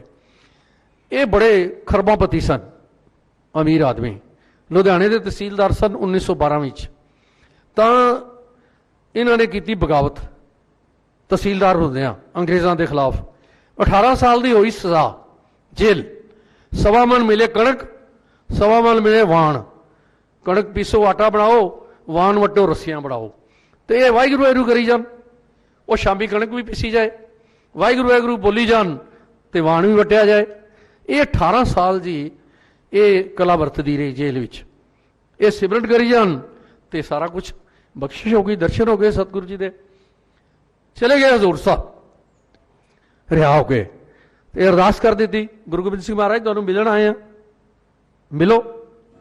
ਇਹ ਬਾਬਾ ਰਾਮ ਸਿੰਘ ਜੀ ਨੇ ਮੈਨੂੰ ਦੱਸੀ, ਕਹਿੰਦਾ ਦਰਦੀ ਸਾਹਿਬ ਤੁਸੀਂ 2 ਗੱਲਾਂ ਕਰਦੇ ਹੋ, ਸੰਤ ਨਿਧਾਨ ਸਿੰਘ, ਸੰਤ ਅਤਰ ਸਿੰਘ ਜੀ ਦੀ। ਬਾਬਾ ਰਾਮ ਸਿੰਘ ਕਹਿੰਦੇ ਤੀਜੀ ਗੱਲ ਵੀ ਕਰਿਆ ਕਰੋ। ਮੈਂ ਕਿਹਾ ਕੀ? ਕਹਿੰਦੇ ਭਾਈ ਸਾਹਿਬ ਭਾਈ ਰਣਧੀਰ ਸਿੰਘ ਜੀ ਤੁਹਾਡੇ ਘਰ ਗਏ? ਮੈਂ ਕਿਹਾ ਹਾਂ। ਕਹਿੰਦੇ ਉਹ ਤੇ ਜਾ ਕੇ ਅਰਦਾਸ ਕੀਤੀ, ਭਾਈ ਗੁਰੂ ਗੋਬਿੰਦ ਸਿੰਘ ਮਹਾਰਾਜ ਮੈਂ ਤਾਂ ਜਾਂਦਾ ਹੀ ਨਹੀਂ ਵਾਪਸ, ਹੁਣ ਸਾਰੀ ਜ਼ਿੰਦਗੀ ਬੈਠਾ ਇੱਥੇ ਹੀ, ਮੈਨੂੰ ਮਿਲੋ ਆ ਕੇ। ਤਾਂ ਉਹਨਾਂ ਤੋਂ ਮਿਲ ਗਏ, ਮਿਲਾਪ ਹੋ ਗਿਆ। ਹੁਣ ਦੇਖੋ ਸਾਡੀ ਕਿਸਮਤ ਕਿੰਨੀ ਚੰਗੀ ਹੈ। ਭਾਈ ਸਾਹਿਬ ਭਾਈ ਰਣਧੀਰ ਸਿੰਘ ਜੀ ਸਾਡੇ ਘਰ ਆ ਗਏ। ਮੇਰੇ ਪਿਤਾ ਜੀ ਦੀ ਛੋਟੀ ਭੈਣ ਦਾ ਨਾਮ ਸ਼ਾਨ ਕੌਰ ਸੀ, ਉਸ ਦਾ ਰਿਸ਼ਤਾ ਕੀਤਾ ਉਹਨਾਂ ਨੇ ਆਪਣੇ ਇੱਕ ਸਾਥੀ ਨਾਲ। ਉਹ doctor Sohan Singh ji world fame ਦੇ ਡਾਕਟਰ ਸਨ। ਕੁਤਬ ਮੀਨਾਰ ਜਿਹੜਾ TB ਹਸਪੀਟਲ ਹੈ ਹਿੰਦੁਸਤਾਨ ਦਾ ਵੱਡਾ, ਉਸ ਦੇ ਮੈਡੀਕਲ ਸੁਪਰਡੈਂਟ ਸਨ। ਉਹਨਾਂ ਨੇ ਆਨੰਦ ਕਾਰਜ ਕੀਤਾ ਤੇ ਮੈਂ ਉਹਨਾਂ ਦੇ ਦਰਸ਼ਨ ਕਰ ਲਏ ਭਾਈ ਸਾਹਿਬ ਦੇ। ਭਾਈ ਸਾਹਿਬ ਤੋਂ ਜਥੇ ਤੋਂ ਸਿਮਰਨ ਦੀ ਵਿਧੀ, ਤੇ ਉਹਨਾਂ ਦੀਆਂ 3 ਪੁਸਤਕਾਂ ਮੈਂ ਉਦੋਂ ਪੜ੍ਹੀਆਂ 1961-62 ਵਿੱਚ। ਜੇਲ੍ਹ ਚਿੱਠੀਆਂ ਤੁਸੀਂ ਵੀ ਪੜ੍ਹੋ, ਇਹ ਜੋ ਕੁਝ ਤੁਹਾਨੂੰ ਸੁਣਾ ਰਿਹਾ ਇਹ ਸਭ ਕੁਝ ਲਿਖਿਆ ਹੋਇਆ ਹੈ। ਜੇਲ੍ਹ ਚਿੱਠੀਆਂ ਤੋਂ ਬਾਅਦ ਪੜ੍ਹੀ ਅਣਡਿੱਠੀ ਦੁਨੀਆ, ਕਿ ਜਦੋਂ ਜੇਲ੍ਹ ਹੋ ਗਈ, ਤੁਸੀਂ ਜੇਲ੍ਹ ਵਿੱਚ ਸਿਮਰਨ ਕੀਤਾ, ਅਣਡਿੱਠੀ ਦੁਨੀਆ 'ਚ ਚਲੇ ਗਏ, ਤੇ ਫਿਰ ਸਿੰਘਾਂ ਦਾ ਪੰਥ ਨਿਰਾਲਾ, ਤੀਜੀ ਕਿਤਾਬ ਪੜ੍ਹੀ। ਹੁਣ ਦੇਖੋ ਸਿਮਰਨ ਦੀ ਵਿਧੀ, ਵਾਹਿਗੁਰੂ ਦੀ ਮਿਹਰ ਹੋ ਗਈ, ਤੇ ਭਾਈ ਸਾਹਿਬ ਦੇ ਜਥੇ ਤੋਂ ਅੰਮ੍ਰਿਤ ਛਕ ਲਿਆ, 60 ਸਾਲ ਹੋ ਗਏ। ਹੁਣ ਵਾਹਿਗੁਰੂ ਨੇ ਇਮਤਿਹਾਨ ਲੈਣਾ ਸੀ ਤੇ ਮੈਨੂੰ ਪਾਸ ਕਰਵਾਉਣਾ ਸੀ, ਵਾਹਿਗੁਰੂ ਨੇ ਆਪ ਹੀ, ਮੇਰੀ ਤਾਂ ਕੋਈ ਹਸਤੀ ਨਹੀਂ। ਮੈਂ ਚਲਾ ਗਿਆ ਪ੍ਰੀ ਇੰਜੀਨੀਅਰਿੰਗ ਵਿੱਚ ਪੜ੍ਹਨ ਵਾਸਤੇ, ਤੇ ਉੱਥੇ ਗੁਰਦੁਆਰਾ ਮੋਤੀ ਬਾਗ ਸਾਹਿਬ, ਗੁਰੂ ਤੇਗ ਬਹਾਦਰ ਸਾਹਿਬ ਦਾ ਇਤਿਹਾਸਕ ਗੁਰਦੁਆਰਾ, 1965 ਦੀ ਪਾਕਿਸਤਾਨ ਦੀ ਲੜਾਈ ਹੋਣ ਵਾਲੀ ਸੀ, ਤੇ ਉੱਥੇ ਗੁਰੂ ਮਹਾਰਾਜ ਦੀ ਬੇਦਬੀ। ਉਦੋਂ ਹਰਮੰਦਰ ਸਾਹਿਬ ਵਿੱਚ ਵੀ ਸਿਗਰਟਾਂ ਸੁੱਟਦੇ ਸਨ, ਤੇ ਦਰਬਾਰ ਸਾਹਿਬ ਦੇ ਪਵਿੱਤਰ ਪੱਤਰੇ ਸਾੜ ਕੇ ਸੁੱਟਦੇ ਸਨ, ਤੇ ਬਾਰਡਰ ਏਰੀਆ 'ਚ ਰੋਜ਼ ਗੁਰੂ ਗ੍ਰੰਥ ਸਾਹਿਬ ਦੀਆਂ ਬੀੜਾਂ ਸਾੜਦੇ ਸਨ। ਤੇ ਮੈਂ, ਮੇਰੇ ਪਿਤਾ ਜੀ ਜਨਰਲ ਸੈਕਟਰੀ ਅਕਾਲੀ ਜਥੇ ਦੇ, ਤੇ ਉਹਨਾਂ ਨੂੰ ਦੱਸਿਆ, ਉਹਨਾਂ ਨੇ ਪ੍ਰਧਾਨ ਨੂੰ ਦੱਸਿਆ ਅਕਾਲੀ ਜਥੇ ਦੇ। ਅਸੀਂ ਪ੍ਰੋਟੈਸਟ ਕੀਤਾ, ਤੇ ਅਗਲੇ ਦਿਨ ਸਾਨੂੰ ਦੋਨਾਂ ਨੂੰ ਪਕੜ ਲਿਆ, ਸਰਦਾਰਾ ਸਿੰਘ ਕੋਹਲੀ ਜਥੇਦਾਰ ਤੇ ਮੈਨੂੰ। ਉਹਨਾਂ ਦਾ ਇਹ ਪ੍ਰੋਗਰਾਮ ਬਣਿਆ ਕਿ ਇਹ ਬੱਚਾ, ਇਹਨੂੰ ਮਾਰੋ, ਟਾਰਚਰ ਕਰੋ, ਇਹ ਕਹੇ ਬਈ ਅਕਾਲੀ ਸਾੜਦੇ ਆ, ਬਦਨਾਮ ਕਰਨ ਵਾਸਤੇ। ਉਹਨਾਂ ਨੇ 22 ਦਿਨ ਦਾ ਸਾਡਾ ਪੁਲਿਸ ਰਿਮਾਂਡ। ਅਸੀਂ ਉੱਥੇ ਕੈਦ ਹੋ ਗਏ ਅੰਮ੍ਰਿਤਸਰ ਦੇ ਇੰਟਰੋਗੇਸ਼ਨ ਸੈਂਟਰ 'ਚ ਦੋਨੋਂ। ਸਾਨੂੰ ਬਰਫ਼ ਤੇ ਲਟਾਉਣ, ਪੁੱਠਾ ਟੰਗਣ, ਟਾਰਚਰ ਕਰਨ। ਮੈਂ ਤਾਂ ਵਾਹਿਗੁਰੂ ਦੀ ਕਿਰਪਾ ਸੀ, ਸਿਮਰਨ ਦੀ ਵਿਧੀ ਵਾਹਿਗੁਰੂ ਦੇ ਸਿਮਰਨ ਵਿੱਚ 5 ਬਾਣੀਆਂ ਜ਼ਬਾਨੀ ਯਾਦ ਸੀ 1965 ਵਿੱਚ। ਸਿਮਰਨ ਤੇ ਪਾਠ ਬੜਾ ਟਾਰਚਰ ਕੀਤਾ ਜੀ, 7 ਵਾਰੀ ਖੜਾ ਕਰਕੇ ਗੋਲੀ ਮਾਰੀ ਡਰਾਉਣ ਵਾਸਤੇ। ਕੋਈ ਡਰ ਹੀ ਨਹੀਂ ਲੱਗਿਆ ਮੌਤ ਤੋਂ, ਕੋਈ ਦੁੱਖ ਪੋਇਆ ਹੀ ਨਹੀਂ, ਜਿੰਨਾ ਮਰਜ਼ੀ ਟਾਰਚਰ ਕਰ ਲਓ। ਜਦੋਂ ਤੁਸੀਂ ਸਿਮਰਨ ਵਿੱਚ ਜੁੜ ਜਾਓ ਤੁਹਾਨੂੰ ਦੁੱਖ ਨਹੀਂ ਪਹੁੰਚਦਾ। ਇਹ ਸੱਚੀ ਗੱਲ ਹੈ, ਇਹ ਮੈਂ ਆਪਣੇ ਜੀਵਨ ਤੇ ਆਪ ਦੇਖੀ ਹੈ ਕਿ ਤੁਸੀਂ ਵਾਹਿਗੁਰੂ ਤੇ ਓਟ ਰੱਖ ਕੇ ਉਸ ਨਾਲ ਲਿਵ ਜੋੜ ਲਓ। ਜੋ ਮਰਜ਼ੀ ਤੁਹਾਨੂੰ ਕੋਈ ਗਲਾ ਘੋਟ ਦੇਵੇ, ਤੁਹਾਨੂੰ ਟਾਰਚਰ ਕਰੀ ਜਾਏ, ਚਰਖੜੀਆਂ ਤੇ ਚੜਾ ਦੇਵੇ, ਜਾਂ ਬੱਚਿਆਂ ਦੇ ਟੁਕੜੇ ਟੁਕੜੇ ਕਰਕੇ ਗਲੇ 'ਚ ਹਾਰ ਪਾ ਦੇ, ਸਾਡੀਆਂ ਮਾਵਾਂ ਨੇ ਸੀ ਨਹੀਂ ਕੀਤੀ। ਉਹ ਸਾਰਾ ਕੁਝ ਮੈਂ ਆਪਣੇ ਪਿੰਡੇ ਉੱਤੇ ਹੰਡਾ ਲਿਆ, ਆਪਣੇ ਸਰੀਰ ਦੇ ਉੱਤੇ। ਬਾਹਰ ਆ ਗਏ, ਜ਼ਮਾਨਤ ਤੋਂ ਬਾਅਦ ਬੜੇ ਝੂਠੇ ਕੇਸ ਬਣਾਏ, ਫਿਰ ਕੈਦ ਕਰ ਲਿਆ। ਐਨੀ ਹਾਓ ਇੱਕ ਵਾਰੀ ਵੀ ਨਹੀਂ ਵਾਹਿਗੁਰੂ, ਨਾ ਕੋਈ ਝੂਠਾ ਬਿਆਨ, ਨਾ ਕੋਈ ਰੋਣਾ। ਬੱਚਾ ਰੋ ਪੈਂਦਾ, ਮੇਰੀ ਤਾਂ ਉਮਰ 15 ਸਾਲ ਦੀ, ਕੋਈ ਡਰ ਨਹੀਂ, ਕੋਈ ਕੁਛ ਨਹੀਂ। ਵਾਹਿਗੁਰੂ ਦੀ ਮਿਹਰ ਹੋ ਗਈ, ਪਾਸ ਹੋ ਗਏ। ਜਥੇਦਾਰ ਨੇ ਆ ਕੇ ਦੱਸਿਆ ਮਾਸਟਰ ਤਾਰਾ ਸਿੰਘ ਜੀ ਨੂੰ, ਮਾਸਟਰ ਤਾਰਾ ਸਿੰਘ ਜੀ ਨੇ ਬਲੈਸ ਕੀਤਾ ਆ ਕੇ। ਸੰਤ ਫਤਿਹ ਸਿੰਘ ਨੂੰ ਦੱਸਿਆ, ਸੰਤ ਫਤਿਹ ਸਿੰਘ ਆ ਗਿਆ, ਉਹਨੇ ਬਲੈਸ ਕੀਤਾ। ਮਤਲਬ ਸਾਰੀ ਕੌਮ ਵਿੱਚ ਇੱਜ਼ਤ ਹੋ ਗਈ। ਇਹ ਹੁਣ ਭਾਈ ਸਾਹਿਬ ਭਾਈ ਜਗਮੋਹਨ ਸਿੰਘ ਜੀ ਨੇ ਗੱਲਾਂ ਸੁਣਾਈਆਂ ਨੇ, ਇਹ ਮੇਰੇ ਨਾਲ, ਇਹ ਲੱਗੇ ਨੇ ਮੇਰੇ ਨਾਲ 1966 ਵਿੱਚ। 1965 ਦਾ ਵਾਕਾ ਹੈ, 66 ਵਿੱਚ 300 ਮੇਰੇ ਨਾਲ ਹੋ ਗਏ ਜੀ ਨੌਜਵਾਨ, ਹਰ ਵੇਲੇ ਤਿਆਰ ਬਰ ਤਿਆਰ। ਦਸਮ ਪਾਤਸ਼ਾਹ ਜਦੋਂ 300 ਸਾਲਾ ਸੀ, ਜਦੋਂ 500 ਸਾਲਾ ਹੋਇਆ ਅਸੀਂ 500 ਹੋ ਗਏ, ਤੇ ਸਾਡੇ ਦੀ ਕਿਰਪਾ ਹੋ ਗਈ। ਅਰਦਾਸ ਕੀਤੀ ਦੁਖਰਾਨ ਸਾਹਿਬ, ਚੜ੍ਹਦੀ ਕਲਾ ਅਖਬਾਰ ਸ਼ੁਰੂ ਹੋ ਗਈ। ਹੁਣ ਦੇਖੋ, ਮੋਰਚਿਆਂ ਵਿੱਚੋਂ, ਸੰਘਰਸ਼ ਵਿੱਚੋਂ ਅਖਬਾਰ ਪੈਦਾ ਹੋਈ। ਸਾਰੀ ਕੌਮ ਨੇ ਸਾਡੀ ਮਦਦ ਕੀਤੀ, ਸਾਰੀ ਕੌਮ ਨੇ। ਮੈਂ ਤਾਂ ਆਪਣੇ ਆਪ ਨੂੰ ਭਾਗਾਂ ਵਾਲਾ ਸਮਝਦਾ, ਕੌਮ ਦੇ ਹਰ ਬਸ਼ਰ ਨੇ ਮੈਨੂੰ ਅਸੀਸ ਦਿੱਤੀ। ਅੱਜ ਕਰੋੜਾਂ ਲੋਕ ਜੋ ਬੰਗਲਾ ਸਾਹਿਬ ਤੋਂ, ਪਟਨਾ ਸਾਹਿਬ ਤੋਂ ਸਤਿਗੁਰੂ ਜੀ ਦੀ ਜ਼ਾਹਰੀ ਕਲਾ ਨੂੰ ਦੇਖ ਰਹੇ ਨੇ, ਉਹ ਕਿਣਕਾ ਮਾਤਰ ਉਹਦਾ ਹਿੱਸਾ ਵਾਹਿਗੁਰੂ ਮੈਨੂੰ ਵੀ ਦੇ ਦਿੰਦਾ। ਤੋ ਇਹ ਹੈ ਜੀ ਬਖਸ਼ਿਸ਼ ਦੀ ਕਹਾਣੀ। ਅੱਗੇ ਆ ਗਈ ਇਹ ਮੀਡੀਆ ਦੀ ਕਹਾਣੀ। ਮੈਂ ਮੋਰਚੇ 'ਚ ਖਬਰਾਂ ਲਿਖਣ ਲੱਗ ਗਿਆ 1960 'ਚ। 62 ਸਾਲ ਹੋ ਗਏ ਖਬਰਾਂ ਲਿਖਦੇ ਨੂੰ। ਲਿਖਦੇ ਲਿਖਦੇ ਜਦੋਂ ਪੁਲਿਸ ਮਾਰਨ ਤੇ ਆ ਗਈ ਤਾਂ ਮੈਨੂੰ ਭਗਵੰਤ ਸਿੰਘ ਐਡਵੋਕੇਟ ਜਨਰਲ ਪੰਜਾਬ ਦੇ ਹੋਏ, ਨਵਜੋਤ ਸਿੱਧੂ ਦੇ ਫਾਦਰ, ਉਹਨਾਂ ਨੇ ਮੇਰੀ ਜ਼ਮਾਨਤ ਕਰਾ ਕੇ ਆਪਣਾ ਬੇਟਾ ਬਣਾ ਕੇ ਆਪਣੇ ਘਰ ਰੱਖ ਲਿਆ। ਤੇ ਮੇਰੇ ਪੇਰੈਂਟਸ ਨੂੰ ਬੁਲਾਇਆ, ਕਹਿੰਦੇ ਬਿਲ ਮੁਕਾਬਲ ਤੋਪ ਹੋ ਤੋ ਅਖਬਾਰ ਨਿਕਾਲੋ, ਉਹਨੂੰ ਮਾਰ ਦੇਣਗੇ, ਤੁਹਾਡੇ ਬੇਟੇ ਨੂੰ ਮਾਰ ਦੇਣਗੇ ਪੁਲਿਸ ਵਾਲੇ, ਜਾਂ ਰੋਲ ਦੇਣਗੇ ਝੂਠੇ ਕੇਸਾਂ 'ਚ, ਤੁਸੀਂ ਅਖਬਾਰ ਸ਼ੁਰੂ ਕਰੋ। ਤੋ ਚੜ੍ਹਦੀ ਕਲਾ ਅਖਬਾਰ ਸ਼ੁਰੂ ਹੋ ਗਈ, ਕਿਉਂਕਿ ਮਾਂ-ਬਾਪ ਪੜ੍ਹੇ ਹੋਏ ਸਨ ਤੇ ਵੈਸੇ ਵੀ ਗੁਰੂ ਦੀ ਮਿਹਰ ਸੀ, ਬਖਸ਼ਿਸ਼ ਸੀ। ਅਖਬਾਰ ਦੀ ਕਾਮਯਾਬੀ ਹੋ ਗਈ। ਉਸ ਤੋਂ ਬਾਅਦ ਦੋਨਾਂ ਬੱਚਿਆਂ ਨੂੰ, ਤਿੰਨੇ ਬੱਚਿਆਂ ਨੂੰ ਅਮਰੀਕਾ ਪੜ੍ਹਾਇਆ 7-7 ਸਾਲ, ਟੀਵੀ ਦੀ MBA ਕਰਵਾਈ। ਕੋਈ ਪਤਾ ਨਹੀਂ ਸੀ ਟੀਵੀ ਸ਼ੁਰੂ ਹੋਏਗਾ। ਬੰਗਲਾ ਸਾਹਿਬ ਚਲੇ ਗਏ, ਬੱਚੇ ਨਾਲ ਸੀ, ਤਾਂ ਸਰਨਾ ਸਾਹਿਬ ਕਹਿਣ ਲੱਗੇ ਕਿਆ ਪਿਆ ਸੋਚਣਾ। ਮੈਂ ਕਿਹਾ ਜੀ ਟੀਵੀ ਸ਼ੁਰੂ ਕਰੋ ਇੱਥੋਂ ਬੰਗਲਾ ਸਾਹਿਬ ਤੋਂ, ਲਾਈਵ ਟੈਲੀਕਾਸਟ ਚਲਾ ਲੈਸੇ। ਮੈਂ ਕਿਹਾ ਜੀ ਬੱਚਿਆਂ ਨੂੰ ਪੁੱਛੋ ਕੁਆਲੀਫਾਈਡ ਦੇ। ਬੱਚਿਆਂ ਨੇ ਕਿਹਾ ਚਲਾਵਾਂਗੇ। ਕਹਿੰਦਾ 10 ਲੱਖ ਰੁਪਇਆ, 10 ਲੱਖ ਰੁਪਇਆ ਦੇ ਕੇ ਬੱਚਿਆਂ ਨੂੰ ਭੇਜਿਆ ਪ੍ਰਗਤੀ ਮੈਦਾਨ। ਸ਼ਾਮੀ ਆਏ ਜੀ ਕਰੋੜ ਰੁਪਏ ਦਾ ਸਮਾਨ ਲੈ ਕੇ। ਉਹ ਮੈਂ ਕਿਹਾ ਤੁਹਾਨੂੰ 10 ਲੱਖ ਦਿੱਤਾ ਸੀ, ਕਰੋੜ ਦਾ ਸਮਾਨ। ਉਹ ਕਹਿੰਦੇ ਅੱਜ ਆਖਰੀ ਦਿਨ ਸੀ, ਜਿਹੜੀ ਵੀ ਦੁਕਾਨ ਤੇ ਜਾਈਏ ਐਗਜ਼ੀਬਿਸ਼ਨ ਵਿੱਚ, ਸਟਾਲ ਤੇ, ਉਹ ਕਹਿੰਦੇ ਗੁਰਦੁਆਰਾ ਬੰਗਲਾ ਸਾਹਿਬ ਚੁੱਕੋ, 10 ਲੱਖ ਦੀ ਚੀਜ਼ ਲੱਖ 'ਚ ਲੈ ਜਾਓ। ਸਾਰਿਆਂ ਨੇ, ਪਤਾ ਨਹੀਂ ਹਿੰਦੂ ਸਨ ਮੁਸਲਮਾਨ ਸਨ, ਸਭ ਨੇ ਬੰਗਲਾ ਸਾਹਿਬ ਦਾ ਸਮਾਨ ਟੈਲੀਕਾਸਟ ਦਾ ਅਗਲੇ ਦਿਨ ਸ਼ੁਰੂ ਹੋ ਗਿਆ। ਇੱਕ ਦਿਨ ਮੈਂ ਬੈਠਾ ਬੰਗਲਾ ਸਾਹਿਬ, ਸੋਚਾਂ ਬਈ ਇਹ ਸਾਡੇ ਕੋਲ ਕੋਈ ਮਤਲਬ ਕੈਰੇਜ ਦਾ ਸਿਲਸਿਲਾ ਨਹੀਂ, ਬਈ ਲੋਕਾਂ ਦੇ ਘਰਾਂ 'ਚ ਕਿਸ ਤਰ੍ਹਾਂ ਪਹੁੰਚਾਈ। ਮੈਂ ਉੱਠਿਆ ਤੇ ਨਾਲ ਦੂਰਦਰਸ਼ਨ ਦਾ ਦਫ਼ਤਰ ਹੈ ਬੰਗਲਾ ਸਾਹਿਬ ਦੇ ਨਾਲ, ਉੱਥੇ ਚਲਾ ਗਿਆ। ਚੀਫ ਐਗਜ਼ੀਕਟਿਵ ਅਫਸਰ, ਉਹਨਾਂ ਨੂੰ ਮੈਂ ਮਿਲਿਆ। ਕਹਿੰਦੇ ਕਾਕਾ ਕਿੱਧਰ ਆਇਆ? ਮੈਂ ਕਿਹਾ ਜੀ ਲਾਈਵ, ਤੁਹਾਡੇ ਕੋਲ government of India the free dish ਹੈ, ਤੁਸੀਂ ਲਾਈਵ ਕਰੋ ਮੇਰਾ ਟੀਵੀ। ਤੇਰੇ ਟੀਵੀ 'ਚ ਹੈ ਕੀ ਹੈ? ਟੀਵੀ 'ਚ ਬੰਗਲਾ ਸਾਹਿਬ ਹੈ। ਤੇਰੇ ਕੋਲ ਬੰਗਲਾ ਸਾਹਿਬ ਹੈ? ਮੈਂ ਕਿਹਾ ਜੀ ਮੇਰੇ ਟੀਵੀ ਕੋਲ ਬੰਗਲਾ ਸਾਹਿਬ ਹੈ। ਲਿਆ 20 ਲੱਖ ਰੁਪਇਆ। ਹੁਣ 20 ਲੱਖ ਮੇਰੇ ਕੋਲ ਕਿੱਥੇ ਸੀ? ਮੈਂ ਆ ਕੇ ਮੈਨੇਜਰ ਨੂੰ ਕਿਹਾ, ਮੈਂ ਕਿਹਾ 20 ਲੱਖ। ਕਹਿੰਦਾ ਦਰਦੀ ਸਾਹਿਬ ਤੁਹਾਨੂੰ ਕੀ ਨਾ। ਉਹਨੇ 20 ਲੱਖ ਰੁਪਏ ਸਵੇਰੇ ਜਮ੍ਹਾਂ ਕਰਵਾਇਆ, ਸਾਰੀ ਦੁਨੀਆ ਦੇਖਣ ਲੱਗ ਗਈ। ਉਹ ਫ੍ਰੀ ਡਿਸ਼ ਸਾਰੇ ਏਸ਼ੀਆ 'ਚ ਚੱਲਦੀ ਹੈ, ਗਵਰਨਮੈਂਟ ਆਫ ਇੰਡੀਆ ਦੀ। ਹਰ ਘਰ 'ਚ ਤੁਸੀਂ ਵੀ ਲਾਓ, ਕੋਈ ਖਰਚਾ ਤਾਂ ਹੈ ਹੀ ਨਹੀਂ ਉਹਦਾ।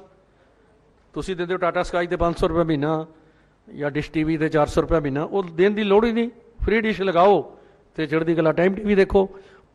ਸਵੇਰੇ ਨਿਤਨੇਮ, ਸੁਖਮਨੀ ਸਾਹਿਬ, ਕੀਰਤਨ, ਕਥਾ, ਪਹਿਲੇ ਦਿਨ ਹੀ 4-5 ਕਰੋੜ ਲੋਕ ਦੇਖਣ ਲੱਗ ਗਏ।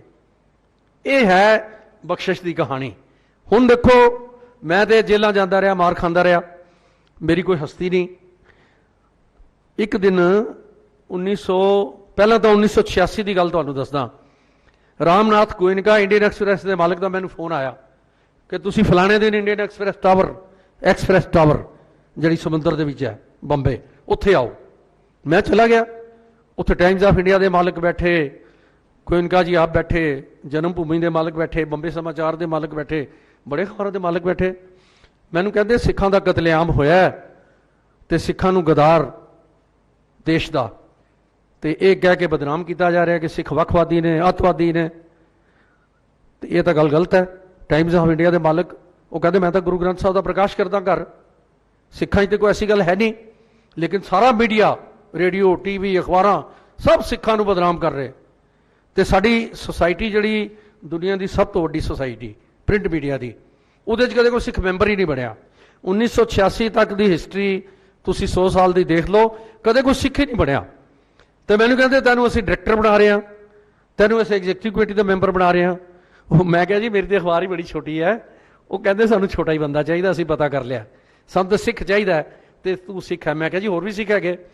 ਕਹਿੰਦੇ ਉਹ ਕਮਿਊਨਿਸਟ, ਕਾਮਰੇਡ, ਨਾਸਤਕ, ਤੂੰ ਸਿੱਖ ਹੈ, ਇਸ ਕਰਕੇ ਤੈਨੂੰ ਬਣਾਵਾਂਗੇ। ਹੁਣ ਤੁਸੀਂ ਆਓ ਪਾਰਲੀਮੈਂਟ ਦੇ ਬਾਹਰ, ਕਾਂਸਟੀਟਿਊਸ਼ਨ ਕਲੱਬ ਦੇ ਸਾਹਮਣੇ ਕਈ ਹਜ਼ਾਰ ਕਰੋੜ ਰੁਪਏ ਦੀ ਬਿਲਡਿੰਗ ਹੈ। 1986 'ਚ ਮੈਨੂੰ ਬਣਾਤਾ ਡਾਇਰੈਕਟਰ ਤੇ ਨਾਲੇ ਬਣਾਤਾ ਐਗਜ਼ੈਕਟਿਵ ਦਾ ਮੈਂਬਰ, ਤੇ ਸਟੇਟਸ ਮੇਰਾ ਹੋ ਗਿਆ Hindustan Time, Times of India, Indian Express, Jagran, Bhaskar, Amar Ujala, ਇਹ ਉਹ, ਪੰਜਾਬ ਕੇਸਰੀ, ਟ੍ਰਿਬਿਊਨ, ਸਾਰਿਆਂ ਦੇ ਮਾਲਕਾਂ ਦੇ ਬਰਾਬਰ। ਕਿੰਨੇ ਸਾਲ ਹੋ ਗਏ ਜੀ? 1986 ਤੇ ਅੱਜ 36 ਸਾਲ। ਇਹ ਗੁਰੂ ਮਹਾਰਾਜ ਦੀ ਬਖਸ਼ਿਸ਼। 1993 'ਚ ਮੈਨੂੰ ਨਰਸਿਮਹਾ ਰਾਓ ਦਾ ਫੋਨ ਆਇਆ, ਪ੍ਰਧਾਨ ਮੰਤਰੀ ਦਾ, ਕਿ ਜਗਜੀਤ ਸਿੰਘ ਦਰਦੀ ਨੂੰ ਮੈਂ ਆਪਣੇ ਨਾਲ ਆਪਣੇ ਅਕੰਪਨਿੰਗ ਮੀਡੀਆ ਡੈਲੀਗੇਸ਼ਨ ਦਾ ਮੈਂਬਰ ਬਣਾਇਆ, ਤੁਸੀਂ ਆਓ। ਹੁਣ ਪ੍ਰਾਈਮ ਮਿਨਿਸਟਰ ਦੇਖੋ, ਮੇਰੀ ਕੀ ਔਕਾਤ ਹੈ, ਮੇਰੇ ਛੋਟੀ ਜਿਹੀ ਅਖਬਾਰ ਹੈ, ਹਿੰਦੁਸਤਾਨ ਦਾ ਪ੍ਰਧਾਨ ਮੰਤਰੀ ਆਪਣੇ ਅਕੰਪਨਿੰਗ ਮੀਡੀਆ ਡੈਲੀਗੇਸ਼ਨ ਦਾ ਮੈਂਬਰ ਮੈਨੂੰ ਟੈਲੀਫੋਨ ਕਰਕੇ ਬਣਾਤਾ, ਸਾਰੀ ਦੁਨੀਆ 'ਚ ਲੈ ਗਿਆ ਮੈਨੂੰ ਨਾਲ। ਜਿੱਥੇ ਧਰਤੀ ਖਤਮ ਹੋ ਜਾਂਦੀ ਹੈ, ਜਿੱਥੇ ਧਰਤੀ ਦਾ ਪੋਲ ਹੈ, ਦੁਨੀਆ ਦੀ ਬੜੀ ਲੰਬੀ ਕਹਾਣੀ ਹੈ, Africa, America, Europe, Middle East, Asia, ਸਾਰੀ ਦੁਨੀਆ ਵਿੱਚ ਹੀ ਅੱਜ ਤੱਕ ਜਿੰਨੇ ਵੀ ਪ੍ਰਾਈਮ ਮਿਨਿਸਟਰ ਆਏ ਸਾਰੇ ਮੈਨੂੰ ਆਪਣੇ ਨਾਲ ਇੱਕੋ ਜਹਾਜ਼ ਵਿੱਚ, ਇੱਕੋ ਹੋਟਲ ਵਿੱਚ ਲੰਚ, ਬ੍ਰੇਕਫਾਸਟ, ਡਿਨਰ ਇਕੱਠੇ ਕਰਨਾ। ਬੜੀਆਂ ਘਟਨਾਵਾਂ ਹੋਈਆਂ। ਇੱਕ ਦਿਨ ਵਾਜਪਾਈ ਜੀ ਮੈਨੂੰ ਲੈ ਗਏ ਵਾਈਟ ਹਾਊਸ, ਕਲਿੰਟਨ ਰਾਸ਼ਟਰਪਤੀ, ਰੈੱਡ ਕਾਰਪੇਟ ਵੈਲਕਮ ਹਿੰਦੁਸਤਾਨ ਦੇ ਪ੍ਰਾਈਮ ਮਿਨਿਸਟਰ ਦਾ, ਤੇ ਮੈਨੂੰ ਨਾਲ ਲੈ ਗਏ। ਤੁਸੀਂ ਯਕੀਨ ਕਰ ਲਓ, ਇਹ ਰਖੜਾ ਸਾਹਿਬ ਉੱਥੇ ਸੀ। 31 ਤੋਪਾਂ ਦੀ ਸਲਾਮੀ ਹਿੰਦੁਸਤਾਨ ਦੇ ਪ੍ਰਧਾਨ ਮੰਤਰੀ ਨੂੰ ਅਮਰੀਕਾ ਦਾ ਰਾਸ਼ਟਰਪਤੀ ਦੇ ਰਿਹਾ, ਤੇ ਪ੍ਰਧਾਨ ਮੰਤਰੀ ਦੇ ਨਾਲ ਮੈਂ ਖੜਾ। ਇਹ ਦੁਨੀਆ ਨੇ ਦੇਖਿਆ, ਸਾਰੀ ਨੇ। ਦੇਖੋ ਇਹ ਬਖਸ਼ਿਸ਼ ਬੰਦੇ ਨੂੰ ਕਿੱਥੇ ਲੈ ਜਾਂਦੀ ਹੈ। ਪ੍ਰਧਾਨ ਮੰਤਰੀ ਤੋਂ ਬਾਅਦ ਆ ਗਿਆ ਜੀ ਪਾਰਲੀਮੈਂਟ ਆ ਗਈ। 1986 ਵਿੱਚ ਸੰਤ ਲੋਗੋਵਾਲ ਮੈਨੂੰ ਕਹਿੰਦੇ ਤੈਨੂੰ ਲੋਕ ਸਭਾ ਦੀ ਟਿਕਟ ਦਿੱਤੀ, ਤੇ ਪ੍ਰਿੰਸੀਪਲ ਸਤਵੀਰ ਸਿੰਘ ਜੀ, ਇਹ ਜਿਹੜਾ ਗੁਰੂ ਨਾਨਕ ਕਾਲਜ ਤੁਹਾਡਾ ਬਣਾਇਆ ਸੀ, ਮੈਂ ਨਾਲ ਹੀ ਸੀ ਉਹਨਾਂ ਦੇ, ਜਦੋਂ ਗੁਰੂ ਨਾਨਕ ਦੇਵ ਜੀ ਦੇ 500 ਸਾਲਾਂ ਤੇ ਬਣਾਇਆ, ਆਈ ਵਾਸ ਵਿਦ ਹਿਮ।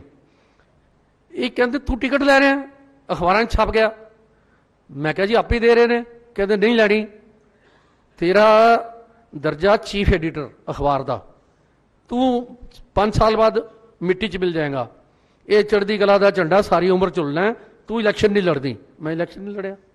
10 ਸਾਲ ਬਾਅਦ ਲੋਕ ਸਭਾ ਦੇ ਸੈਕਟਰੀ ਜਨਰਲ ਪਟਿਆਲੇ ਆਏ, ਸੈਕਟਰੀ ਜਨਰਲ ਜਿਨ੍ਹਾਂ ਦਾ ਕਮਰਾ ਉਹ ਹਿੰਦੁਸਤਾਨ ਦੇ ਵਾਇਸਰਾਏ ਜਨਰਲ ਲਾਰਡ ਮਾਊਂਟਬੈਟਨ ਦਾ, ਉਸ ਕਮਰੇ 'ਚ ਬੈਠਦੇ ਪਾਰਲੀਮੈਂਟ 'ਚ। ਪਟਿਆਲੇ ਆਏ ਤੇ ਮੈਨੂੰ ਕਹਿੰਦੇ ਦਰਦੀ ਸਾਹਿਬ ਦਿੱਲੀ ਆਓ ਪਾਰਲੀਮੈਂਟ 'ਚ। ਮੈਨੂੰ ਉਹਨਾਂ ਨੇ ਟਾਈਮ ਡੇਟ ਦਿੱਤੀ, ਮੈਂ ਚਲਾ ਗਿਆ। ਸਭ ਤੋਂ ਪਹਿਲਾਂ ਤਾਂ ਰਿਸੈਪਸ਼ਨ ਤੇ ਮੇਰਾ ਸਵਾਗਤ ਕੀਤਾ, ਫਿਰ ਮੈਨੂੰ ਲੈ ਗਏ ਅੰਦਰ ਲਾਰਡ ਮਾਊਂਟਬੈਟਨ ਦੇ ਕਮਰੇ 'ਚ ਜਿੱਥੇ ਉਹ ਬੈਠਦਾ ਸੀ। ਉੱਥੇ ਅਫਸਰ ਵੀ ਆਏ ਹੋਏ ਸੀ, ਉਹਨਾਂ ਨੇ ਮੈਨੂੰ ਚਾਹ ਪਾਣੀ ਪਿਲਾਇਆ, ਮੈਨੂੰ ਵੈਲਕਮ ਕੀਤਾ ਤੇ ਬਿਠਾ ਕੇ ਮੈਨੂੰ ਕਹਿੰਦੇ ਫਾਰਮ ਭਰੋ। ਮੈਂ ਫਾਰਮ ਭਰਿਆ, ਉਹ ਫਾਰਮ ਲੈ ਕੇ ਚਲੇ ਗਏ ਸਪੀਕਰ ਕੋਲ। ਮੈਂ ਚਾਹ ਪੀਂਦਾ ਪਿਆ ਸੀ ਤੇ 15 ਮਿੰਟ ਬਾਅਦ ਚਿੱਠੀ ਲੈ ਕੇ ਆ ਗਏ ਕਿ ਤੁਹਾਨੂੰ ਲੋਕ ਸਭਾ ਦੀ ਪ੍ਰੈਸ ਐਡਵਾਈਜ਼ਰੀ ਕਮੇਟੀ ਦਾ ਮੈਂਬਰ ਬਣਾਤਾ। ਹੁਣ ਮੈਂ ਤਾਂ ਪਾਰਲੀਮੈਂਟ ਦੀ ਉਹ ਲੜਨ ਛੱਡ ਦਿੱਤੀ ਸੀ, 96 'ਚ ਮੈਨੂੰ ਬਣਾ ਦਿੱਤਾ ਲੋਕ ਸਭਾ ਦੀ ਪ੍ਰੈਸ ਐਡਵਾਈਜ਼ਰੀ ਕਮੇਟੀ ਦਾ ਮੈਂਬਰ, ਤੇ ਥੋੜੇ ਦਿਨਾਂ ਬਾਅਦ ਬਣਾਤਾ ਰਾਜ ਸਭਾ ਦੀ ਮੀਡੀਆ ਐਡਵਾਈਜ਼ਰੀ ਕਮੇਟੀ ਦਾ ਮੈਂਬਰ। ਨਾ ਤਾਂ ਦੇਖੋ ਭਾਈ ਸਾਹਿਬ ਮੇਰੀ ਕੋਈ ਸਿਫਾਰਿਸ਼ ਹੈ, INS ਦਾ ਡਾਇਰੈਕਟਰ ਬਣਾਇਆ, ਮੇਰੀ ਕੋਈ ਸਿਫਾਰਿਸ਼ ਨਹੀਂ। ਪ੍ਰਾਈਮ ਮਿਨਿਸਟਰ ਨੇ ਮੈਨੂੰ ਮੈਂਬਰ ਬਣਾਇਆ, ਕੋਈ ਸਿਫਾਰਿਸ਼ ਨਹੀਂ। ਸਿਫਾਰਿਸ਼ ਤਾਂ ਗੁਰੂ ਗੋਬਿੰਦ ਸਿੰਘ ਮਹਾਰਾਜ ਦੀ ਸੀ। ਕਿੱਥੇ ਲੈ ਗਏ ਜਿੱਥੇ ਸਿੱਖ ਕਦੇ ਕੋਈ ਗਿਆ ਹੀ ਨਹੀਂ, ਕੋਈ ਸਿੱਖ ਨਹੀਂ ਗਿਆ। ਜਿੱਥੇ ਮੈਂਬਰ ਹੀ ਨਹੀਂ ਸਿੱਖ ਕੋਈ ਬਣਿਆ, ਉਹ ਦੇਖੋ ਤੁਸੀਂ ਆਓ ਅੱਜ ਵੀ ਮੇਰਾ ਦਫ਼ਤਰ ਪਾਰਲੀਮੈਂਟ ਦੇ ਬਾਹਰ। ਤਾਂ ਗੁਰੂ ਗੋਬਿੰਦ ਸਿੰਘ ਮਹਾਰਾਜ ਤਾਂ ਕਿੰਨੇ ਵੱਡੇ ਨੇ ਸਾਡੇ ਗੁਰੂ, ਉਹਨਾਂ ਤੋਂ ਵੱਡੀ ਸਿਫਾਰਿਸ਼ ਕਿਹੜੀ ਹੋਏਗੀ। 26 ਸਾਲ ਹੋ ਗਏ ਜੀ, ਲੋਕ ਸਭਾ ਵਿੱਚ ਵੀ ਬੈਠਦਾ, ਰਾਜ ਸਭਾ ਵਿੱਚ ਵੀ ਬੈਠਦਾ, ਇਲੈਕਸ਼ਨ ਤਾਂ ਕੋਈ ਲੜੀ ਨਹੀਂ। ਸਟੇਟਸ ਅੰਦਰ MP ਦੀਆਂ ਸਾਰੀਆਂ ਸਹੂਲਤਾਂ ਦਾ। ਫਿਰ ਮੈਨੂੰ ਮੇਰੀ 2021 ਚ ਬਾਈਪਾਸ ਸਰਜਰੀ ਹੋਈ, ਮੈਂ ਅਮਰੀਕਾ ਸੀ, ਮੈਨੂੰ ਸੁਪਰੀਮ ਕੋਰਟ ਦੇ ਜਸਟਿਸ ਦਾ ਫੋਨ ਆਇਆ ਸਾਵੰਤ ਸਾਹਿਬ ਦਾ ਕਿ ਤੁਹਾਨੂੰ press council of India the member ਬਣਾਤਾ। ਹੁਣ ਦੱਸੋ, ਸੁਪਰੀਮ ਕੋਰਟ ਦੇ ਜੱਜ ਚੇਅਰਮੈਨ ਨੇ ਮੈਨੂੰ ਮੈਂਬਰ ਬਣਾਤਾ, ਮੇਰੀ ਕੋਈ ਸਿਫਾਰਿਸ਼ ਤਾਂ ਨਹੀਂ, ਮੈਂ ਤਾਂ ਉੱਥੇ ਪਿਆ ਹਸਪੀਟਲ ਵਿੱਚ ਆ ਕੇ ਮੈਨੂੰ ਹਾਈ ਕੋਰਟ ਦੇ ਜੱਜ ਦਾ ਸਟੇਟਸ ਦੇਤਾ, ਨਾਲੇ ਮੈਂਬਰ ਬਣਾਤਾ। ਮੇਰਾ ਮਤਲਬ ਇਹ ਬਖਸ਼ਿਸ਼ਾਂ ਦਾ ਦਾਤਾ ਸਾਡਾ ਗੁਰੂ ਹੈ। ਗਵਰਨਰ ਪੰਜਾਬ ਦਾ ਫੋਨ ਆ ਗਿਆ, ਕਹਿੰਦਾ ਦਰਦੀ ਸਾਹਿਬ ਤੁਹਾਨੂੰ ਚੰਡੀਗੜ੍ਹ ਦੀ ਪ੍ਰੈਸ ਐਕ੍ਰੈਡੀਟੇਸ਼ਨ ਕਮੇਟੀ ਦਾ ਚੇਅਰਮੈਨ ਬਣਾਤਾ। ਤੋ ਇਹ ਗੱਲ ਸਿਰਫ ਸਭ ਤੋਂ ਪਹਿਲਾਂ ਤਾਂ ਚੜ੍ਹਦੀ ਕਲਾ ਨਾਂ ਗੁਰੂ ਮਹਾਰਾਜ ਨੇ ਦਿੱਤਾ, ਫਿਰ ਚੜ੍ਹਦੀ ਕਲਾ ਦਾ ਸੁਨੇਹਾ ਅਖਬਾਰ ਨਾਲ ਦਿੰਦੇ ਰਹੇ। ਹੁਣ ਚੜ੍ਹਦੀ ਕਲਾ ਟਾਈਮ TV, ਦੱਸੋ ਦੁਨੀਆ 'ਚ ਕਿਹੜਾ ਦੇਸ਼ ਹੈ, ਕਿਹੜਾ ਸ਼ਹਿਰ ਹੈ ਜਿੱਥੇ ਨਹੀਂ ਚੱਲਦਾ ਸਾਡਾ TV। ਔਰ ਗੱਲ ਗੁਰੂ ਦੀ ਹੁੰਦੀ ਹੈ। ਸਹਿਜ ਪਾਠ 3 ਚੱਲਦੇ ਨੇ ਰੋਜ਼, ਸਵੇਰੇ ਗਿਆਨੀ ਸਾਹਿਬ ਸਿੰਘ ਜੀ ਕਰਦੇ ਨੇ, ਰਾਤੀ 11:45 ਵਜੇ ਗਿਆਨੀ ਜਗਤਾਰ ਸਿੰਘ ਜੀ ਜਾਚਕ ਕਰਦੇ ਨੇ, ਫਿਰ ਆਪਣਾ ਬੰਗਲਾ ਸਾਹਿਬ ਸ਼ੁਰੂ ਹੋਣ ਤੋਂ ਪਹਿਲਾਂ ਫਿਰ ਇੱਕ ਸਹਿਜ ਪਾਠ ਚੱਲਦਾ। ਤੇ ਇਹਨਾਂ ਨੇ ਕਿਹਾ ਗੱਤਕਾ ਸਿਖਾਓ।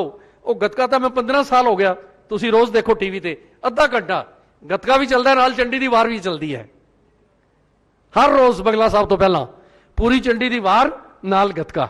15 ਸਾਲ ਮੇਰੀ ਧਰਮ ਪਤਨੀ ਨੇ 47 ਸਾਲ ਮੇਰੇ ਨਾਲ ਸੇਵਾ ਕੀਤੀ ਹੈ, ਔਰ ਇਹਨਾਂ ਤੇ ਵੀ ਬਖਸ਼ਿਸ਼ ਹੋ ਗਈ। ਜੋ 1898 ਚ ਸੰਤ ਦਦਰ ਸਿੰਘ ਮਹਾਰਾਜ ਨੇ ਪਹਿਲੇ ਖਾਲਸਾ ਸਕੂਲ ਦੀ ਨੀਂਹ ਰੱਖੀ ਸੀ, ਬਜ਼ੁਰਗਾਂ ਨੇ ਬਣਾਇਆ ਸੀ, ਉਸ ਸਕੂਲਾਂ ਦੀ ਲੜੀ ਆਜ਼ਾਦੀ ਤੋਂ ਬਾਅਦ ਦਿੱਲੀ ਵਿੱਚ ਮੇਰੇ ਗ੍ਰੈਂਡਫਾਦਰ ਇੰਡੀਆ ਗੇਟ ਵਾਲਾ ਵੀ ਸਕੂਲ ਉਹਨਾਂ ਨੇ ਬਣਾਇਆ, ਸੀਸਗੰਜ ਸਾਹਿਬ ਤੋਂ ਸ਼ੁਰੂ ਕੀਤਾ। ਅੱਜ ਦਿੱਲੀ 'ਚ ਕਿੰਨੇ ਗੁਰੂ ਹਰਕ੍ਰਿਸ਼ਨ ਪਬਲਿਕ ਸਕੂਲ ਨੇ। ਫਿਰ ਪੰਜਾਬ ਵਿੱਚ ਅਸੀਂ ਆਏ ਤਾਂ ਮੇਰੇ ਪੂਜਨੀਕ ਮਾਤਾ ਪਿਤਾ ਨੇ ਸ਼ੁਰੂ ਕੀਤੇ। ਅੱਜ 10 ਐਜੂਕੇਸ਼ਨਲ ਇੰਸਟੀਟਿਊਸ਼ਨਸ ਸਰਦਾਰਨੀ ਜਸਵਿੰਦਰ ਕੌਰ ਚਲਾ ਰਹੇ ਨੇ, ਜਿਨ੍ਹਾਂ 'ਚ ਹਰ ਰੋਜ਼ ਬੱਚੇ ਸਵੇਰੇ ਪਾਠ ਕਰਦੇ ਆ, ਅਰਦਾਸ ਹੁੰਦੀ ਹੈ, ਔਰ ਬਾਣੀ ਪੜ੍ਹ ਕੇ ਗੁਰੂ ਨਾਲ ਜੋੜਨ ਦਾ ਇਹ ਯਤਨ ਕਰ ਰਹੇ ਨੇ। ਔਰ ਸਾਡਾ ਸਭ ਤੋਂ ਵੱਡਾ ਮੰਤਵ ਇਹ ਹੈ, ਕਿਉਂਕਿ ਹਰਿਆਣੇ ਦਾ ਚੀਫ ਮਿਨਿਸਟਰ ਮੇਰੀ ਇੱਜ਼ਤ ਕਰਦਾ ਹੈ, ਤੇ ਜਦੋਂ Haryana Gurdwara committee supreme court ਨੇ ਬਣਾਈ ਤਾਂ ਉਹਨਾਂ ਨੇ ਮੈਨੂੰ ਬੁਲਾਇਆ ਸੀ ਤੇ ਮੇਰੇ ਨਾਲ ਗੱਲ ਕੀਤੀ ਸੀ। ਤੇ ਮੈਂ ਉਹਨਾਂ ਨੂੰ ਕਿਹਾ ਦੇਖੋ ਜੀ, ਕਹਿੰਦੇ ਤੁਹਾਨੂੰ ਮੈਂਬਰ ਬਣਾਈਏ। ਮੈਂ ਕਿਹਾ ਨਹੀਂ, ਪੰਨੂ ਸਾਹਿਬ ਨੂੰ ਮੈਂਬਰ ਬਣਾਈਏ, ਇਹਨਾਂ ਅਸੀਂ ਕਮੇਟੀ ਦਾ ਮੈਂਬਰ ਨਹੀਂ ਬਣਨਾ, ਲੇਕਿਨ ਅਸੀਂ ਇੱਕ ਕੰਮ ਕਰਵਾਉਣਾ ਹੈ ਕਿ ਜਿੱਥੇ ਜਿੱਥੇ ਵੀ ਪੰਜਾਬੀ ਜਾਂ ਸਿੱਖ ਰਹਿੰਦੇ ਆ ਹਰਿਆਣੇ 'ਚ, ਉਹਨਾਂ ਦੇ ਜਿਹੜੇ ਛੋਟੇ ਬੱਚੇ ਨੇ ਨਾ, ਉਹਨਾਂ ਵਾਸਤੇ ਤੁਸੀਂ ਨੈਸ਼ਨਲੀ ਇੰਟਰਨੈਸ਼ਨਲ ਲੈਵਲ ਦੇ ਸਕੂਲ ਸਾਡੀ ਕਮੇਟੀ ਕੋਲੋਂ ਬਣਵਾਓ, ਹਰਿਆਣਾ ਗੁਰਦੁਆਰਾ ਕਮੇਟੀ ਕੋਲੋਂ। ਜਿੱਥੇ ਵੀ ਸਿੱਖ ਵਸਦੇ ਨੇ, ਅਸੀਂ 2 ਸਾਲ 2.5 ਸਾਲ 3 ਸਾਲ ਦੇ ਬੱਚਿਆਂ ਨੂੰ ਬਚਪਨ 'ਚ ਹੀ ਉਹਨਾਂ ਨੂੰ ਗੁਰਬਾਣੀ ਦੀ ਗੁੜਤੀ ਦੇ ਦਈਏ, ਸਾਡਾ ਤਾਂ ਇਹ ਏਮ ਹੈ। ਕਹਿੰਦੇ ਫਿਰ ਮੈਂ ਕਿਹਾ ਗਿਆਨੀ ਸਾਹਿਬ ਸਿੰਘ ਜੀ ਨੂੰ ਬੁਲਾਓ। ਗਿਆਨੀ ਸਾਹਿਬ ਸਿੰਘ ਜੀ ਕਹਿਣ ਲੱਗੇ ਜੇ ਮੈਨੂੰ ਸੇਵਾ ਦਿਓਗੇ ਬੱਚਿਆਂ ਨੂੰ ਜੋੜਨ ਦੀ ਤਾਂ ਮੈਂ ਨਾਲ ਜੁੜਾਂਗਾ। ਤਾਂ ਉਹਨਾਂ ਨੇ ਪ੍ਰਵਾਨਗੀ ਦੇ ਦਿੱਤੀ। ਤੇ ਹੁਣ ਇਹ ਖੁਸ਼ਖਬਰੀ ਹੈ ਹਰਿਆਣੇ ਵਾਲਿਆਂ ਵਾਸਤੇ, ਕਿਉਂਕਿ ਪੰਜਾਬੀ ਨੂੰ ਤਾਂ ਦੇਸ਼ ਨਿਕਾਲਾ ਮਿਲਿਆ। ਤੇ 7 ਸਾਲ ਪਹਿਲਾਂ ਜਦੋਂ ਇੱਥੇ ਗੁਰੂ ਨਾਨਕ ਦੇਵ ਜੀ ਦਾ 550 ਸਾਲਾ ਬਣਾਇਆ ਤਾਂ ਮੈਂ ਖੱਟੜ ਸਾਹਿਬ ਦੇ ਨਾਲ ਬੈਠਾ ਸੀ ਸਟੇਜ ਤੇ। ਮੈਂ ਕਿਹਾ ਮੈਂ ਹਰਿਆਣੇ ਤੋਂ ਪੰਜਾਬੀ ਦਾ ਰੋਜ਼ਾਨਾ ਅਖਬਾਰ ਸ਼ੁਰੂ ਕਰਨਾ ਚਾਹਤਾ, ਕਿਉਂਕਿ ਪੰਜਾਬੀ ਤਾਂ ਇੱਥੇ ਖਤਮ ਹੋ ਗਈ ਤੇ ਤੁਸੀਂ ਆਪ ਪੰਜਾਬੀ ਹੋ ਤੇ ਤੁਸੀਂ ਇਹ ਵੀ ਕਹਿੰਦੇ ਹੋ ਸੈਕੰਡ ਲੈਂਗੁਏਜ ਪੰਜਾਬੀ ਹੈ। ਤੇ ਉਹਨਾਂ ਨੇ ਫਿਰ ਮਦਦ ਕੀਤੀ ਸਾਡੀ। 7 ਸਾਲ ਹੋ ਗਏ ਇੱਥੋਂ ਚੜ੍ਹਦੀ ਕਲਾ ਅਖਬਾਰ ਛਪ ਰਿਹਾ, ਔਰ ਇੱਕ ਹਿੰਦੀ ਦਾ ਵੀ ਸਾਡਾ ਡੇਲੀ ਅਖਬਾਰ ਭਾਰਤ ਦੇਸ਼ ਹਮਾਰਾ ਛਪ ਰਿਹਾ, ਔਰ ਸਾਡਾ ਸਟੂਡੀਓ ਵੀ ਹੈ ਇੱਥੇ ਕਰਨਾਲ ਵਿੱਚ। ਕੇ ਸੰਧੂ ਜੀ 10 ਬੰਦਿਆਂ ਦੀ ਟੀਮ ਦਿਨ ਰਾਤ ਤੁਹਾਡੀ ਸੇਵਾ ਕਰਨ ਵਾਸਤੇ ਹਾਜ਼ਰ ਰਹਿੰਦੀ ਹੈ। ਜਿੰਨੀਆਂ ਵੀ ਐਕਟੀਵਿਟੀਜ਼ ਨੇ ਸਾਰੀਆਂ ਅਸੀਂ ਦਿਖਾਉਂਦੇ ਹਾਂ। ਔਰ ਹੁਣ ਕਿਉਂਕਿ ਮੇਰੇ ਕੋਲ ਉਹਨਾਂ ਨੇ ਸੁਝਾਅ ਮੰਗਿਆ ਮੁੱਖ ਮੰਤਰੀ ਜੀ ਨੇ, ਤੇ ਜਿਸ ਦਿਨ ਉਹਨਾਂ ਨੇ ਸ਼ੁਕਰਾਨੇ ਦਾ ਪਾਠ ਰਖਵਾਇਆ ਨਾਢਾ ਸਾਹਿਬ, ਉੱਥੇ ਵੀ ਮੈਨੂੰ ਬੁਲਾਇਆ। ਤੇ ਮੈਂ ਕਿਹਾ ਜੀ ਮੈਂ ਤਾਂ ਤੁਹਾਡੇ ਨਾਲ ਤਾਂ ਚੱਲਾਂਗਾ ਜੇ ਹਰਿਆਣਾ ਗੁਰਦੁਆਰਾ ਕਮੇਟੀ ਜਿਹੜੀ ਤੁਸੀਂ ਬਣਾ ਰਹੇ ਹੋ, ਇਹਨਾਂ ਨੂੰ ਇੱਕ ਆਰਡਰ ਕਰ ਦਿਓ ਕਿ ਜਿੱਥੇ ਜਿੱਥੇ ਵੀ ਸਿੱਖ ਰਹਿੰਦੇ ਆ ਜਾਂ ਪੰਜਾਬੀ ਪੜ੍ਹਨ ਵਾਲੇ ਰਹਿੰਦੇ ਆ, ਉੱਥੇ ਤੁਸੀਂ ਬੱਚਿਆਂ ਦੇ ਸਕੂਲ ਬਣਾਓਗੇ, ਵਧੀਆ ਸਕੂਲ ਬਣਾਓਗੇ, 5000 ਦੀ ਫੀਸ ਹੋਏ, 500 ਰੁਪਇਆ ਲਓ। ਇੰਨੀ ਸਹੂਲਤ ਤੁਸੀਂ ਦਿਓ, ਬੱਚਿਆਂ ਨੂੰ ਇੰਟਰਨੈਸ਼ਨਲ ਸਟੈਂਡਰਡ ਦੇ ਸਕੂਲ ਬਣਾ ਕੇ ਦਿਓ, ਤੇ ਸਾਡੀ ਜਿਹੜੀ ਪੰਜਾਬੀ ਨੂੰ ਦੇਸ਼ ਨਿਕਾਲਾ ਮਿਲਿਆ ਹਰਿਆਣੇ 'ਚ ਵਾਪਸ ਮਿਲੇ, ਔਰ ਸਾਡੇ ਬੱਚੇ ਗੁਰਸਿੱਖ ਬੱਚੇ ਬਣਨ। ਕਿਉਂ ਹੁਣ ਜੰਮੂ ਕਸ਼ਮੀਰ ਚਲੇ ਜਾਓ, ਇੱਕ ਵੀ ਬੰਦਾ ਤੁਹਾਨੂੰ ਪਤਾ ਤੇ ਨਹੀਂ ਮਿਲਦਾ ਉੱਥੇ, ਤੇ ਹਰਿਆਣੇ ਵਿੱਚ ਵੀ ਪੰਜਾਬ ਨਾਲੋਂ ਫਿਰ ਵੀ ਬਚਾਅ ਹੈ। ਤਾਂ ਆਪਾਂ ਜੋ ਭਵਿੱਖ ਹੈ ਸਾਡਾ, ਵਰਤਮਾਨ ਤਾਂ ਤੁਸੀਂ ਦੇਖ ਹੀ ਰਹੇ ਹੋ ਸਾਰਾ, ਭਵਿੱਖ ਸਾਡਾ ਤਾਂ ਹੀ ਬਣੇਗਾ ਜੋ ਸਾਰੇ ਸਾਡੇ ਮੇਰੇ ਤੋਂ ਪਹਿਲਾਂ ਬੋਲਣ ਵਾਲਿਆਂ ਨੇ ਆਪਣੇ ਵਿਚਾਰ ਰੱਖੇ ਨੇ, ਬੱਚਿਆਂ ਨੂੰ ਜੋੜ ਲਈਏ, ਬੱਚੇ ਜੁੜ ਜਾਣਗੇ। ਔਰ ਵਾਹਿਗੁਰੂ ਕਰੇਗਾ ਜਿੱਥੇ ਜਿੱਥੇ ਵੀ ਤੁਸੀਂ ਸਾਨੂੰ ਹੁਕਮ ਲਾਇਆ, ਸਿਰਸਾ ਵਿੱਚ, ਪਾਣੀਪਤ ਵਿੱਚ, ਕੁਰੂਕਸ਼ੇਤਰ ਵਿੱਚ, ਕੋਛੜ ਸਾਹਿਬ ਬੈਠੇ ਨੇ ਸਹਾਰਨਪੁਰ ਵਿੱਚ, ਬਾਬਾ ਇਕਬਾਲ ਸਿੰਘ ਜੀ ਤੇ ਮੈਨੂੰ ਰਾਸ਼ਟਰਪਤੀ ਨੇ ਸਾਨੂੰ ਦੋਨਾਂ ਨੂੰ ਪਦਮ ਸ਼੍ਰੀ ਦਾ ਦਿੱਤਾ। ਤੇ ਮੈਂ ਕਿਹਾ ਵੀ ਕੋਇਨਸੀਡੈਂਸ ਹੈ, ਦੇਖੋ ਅਸੀਂ ਵੀ ਸੰਤ ਅਤਰ ਸਿੰਘ ਮਹਾਰਾਜ ਦੀ ਉਸ ਪ੍ਰਪਾਰਟੀ ਨੂੰ ਉਸ ਤੇ ਚੱਲ ਰਹੇ ਹਾਂ, ਔਰ ਬਾਬਾ ਇਕਬਾਲ ਸਿੰਘ ਜੀ ਗੱਦੀ ਤੇ ਬੈਠੇ ਨੇ, ਸਾਨੂੰ ਦੋਨਾਂ ਨੂੰ ਇਕੱਠੇ ਪਦਮ ਸ਼੍ਰੀ ਦੇਤਾ ਬੁਲਾ ਕੇ।